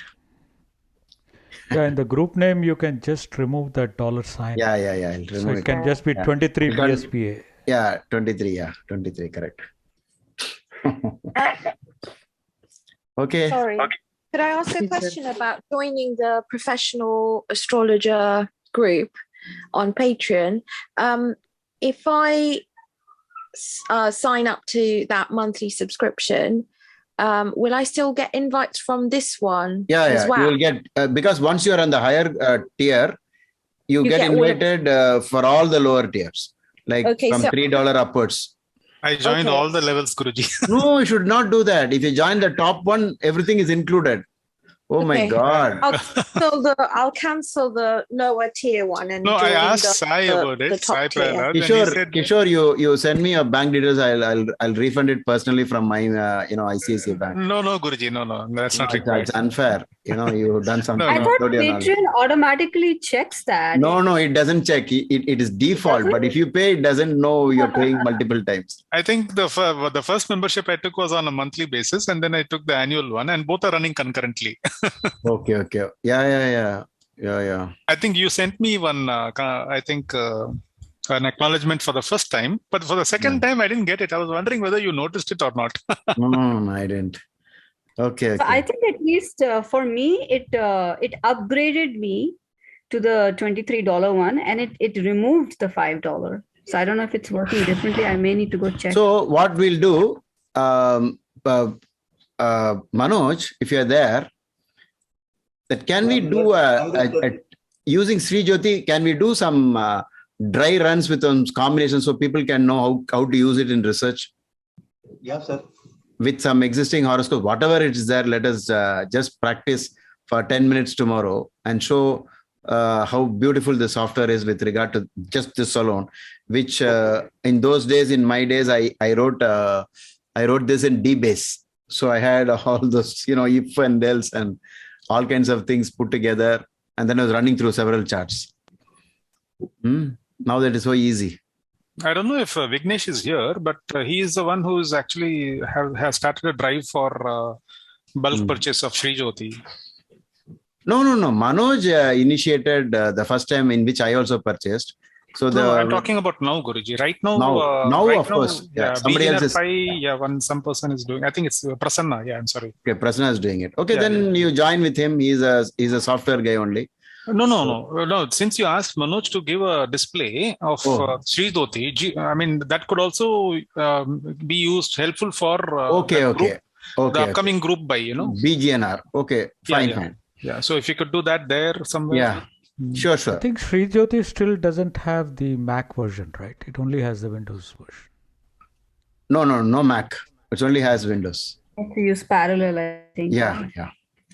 Okay. So we'll catch up tomorrow again. Same time. Thank you. 8 o'clock. Thank you. So countdown. Prahlad counts down always. Thank you, sir. 2, 1, 0.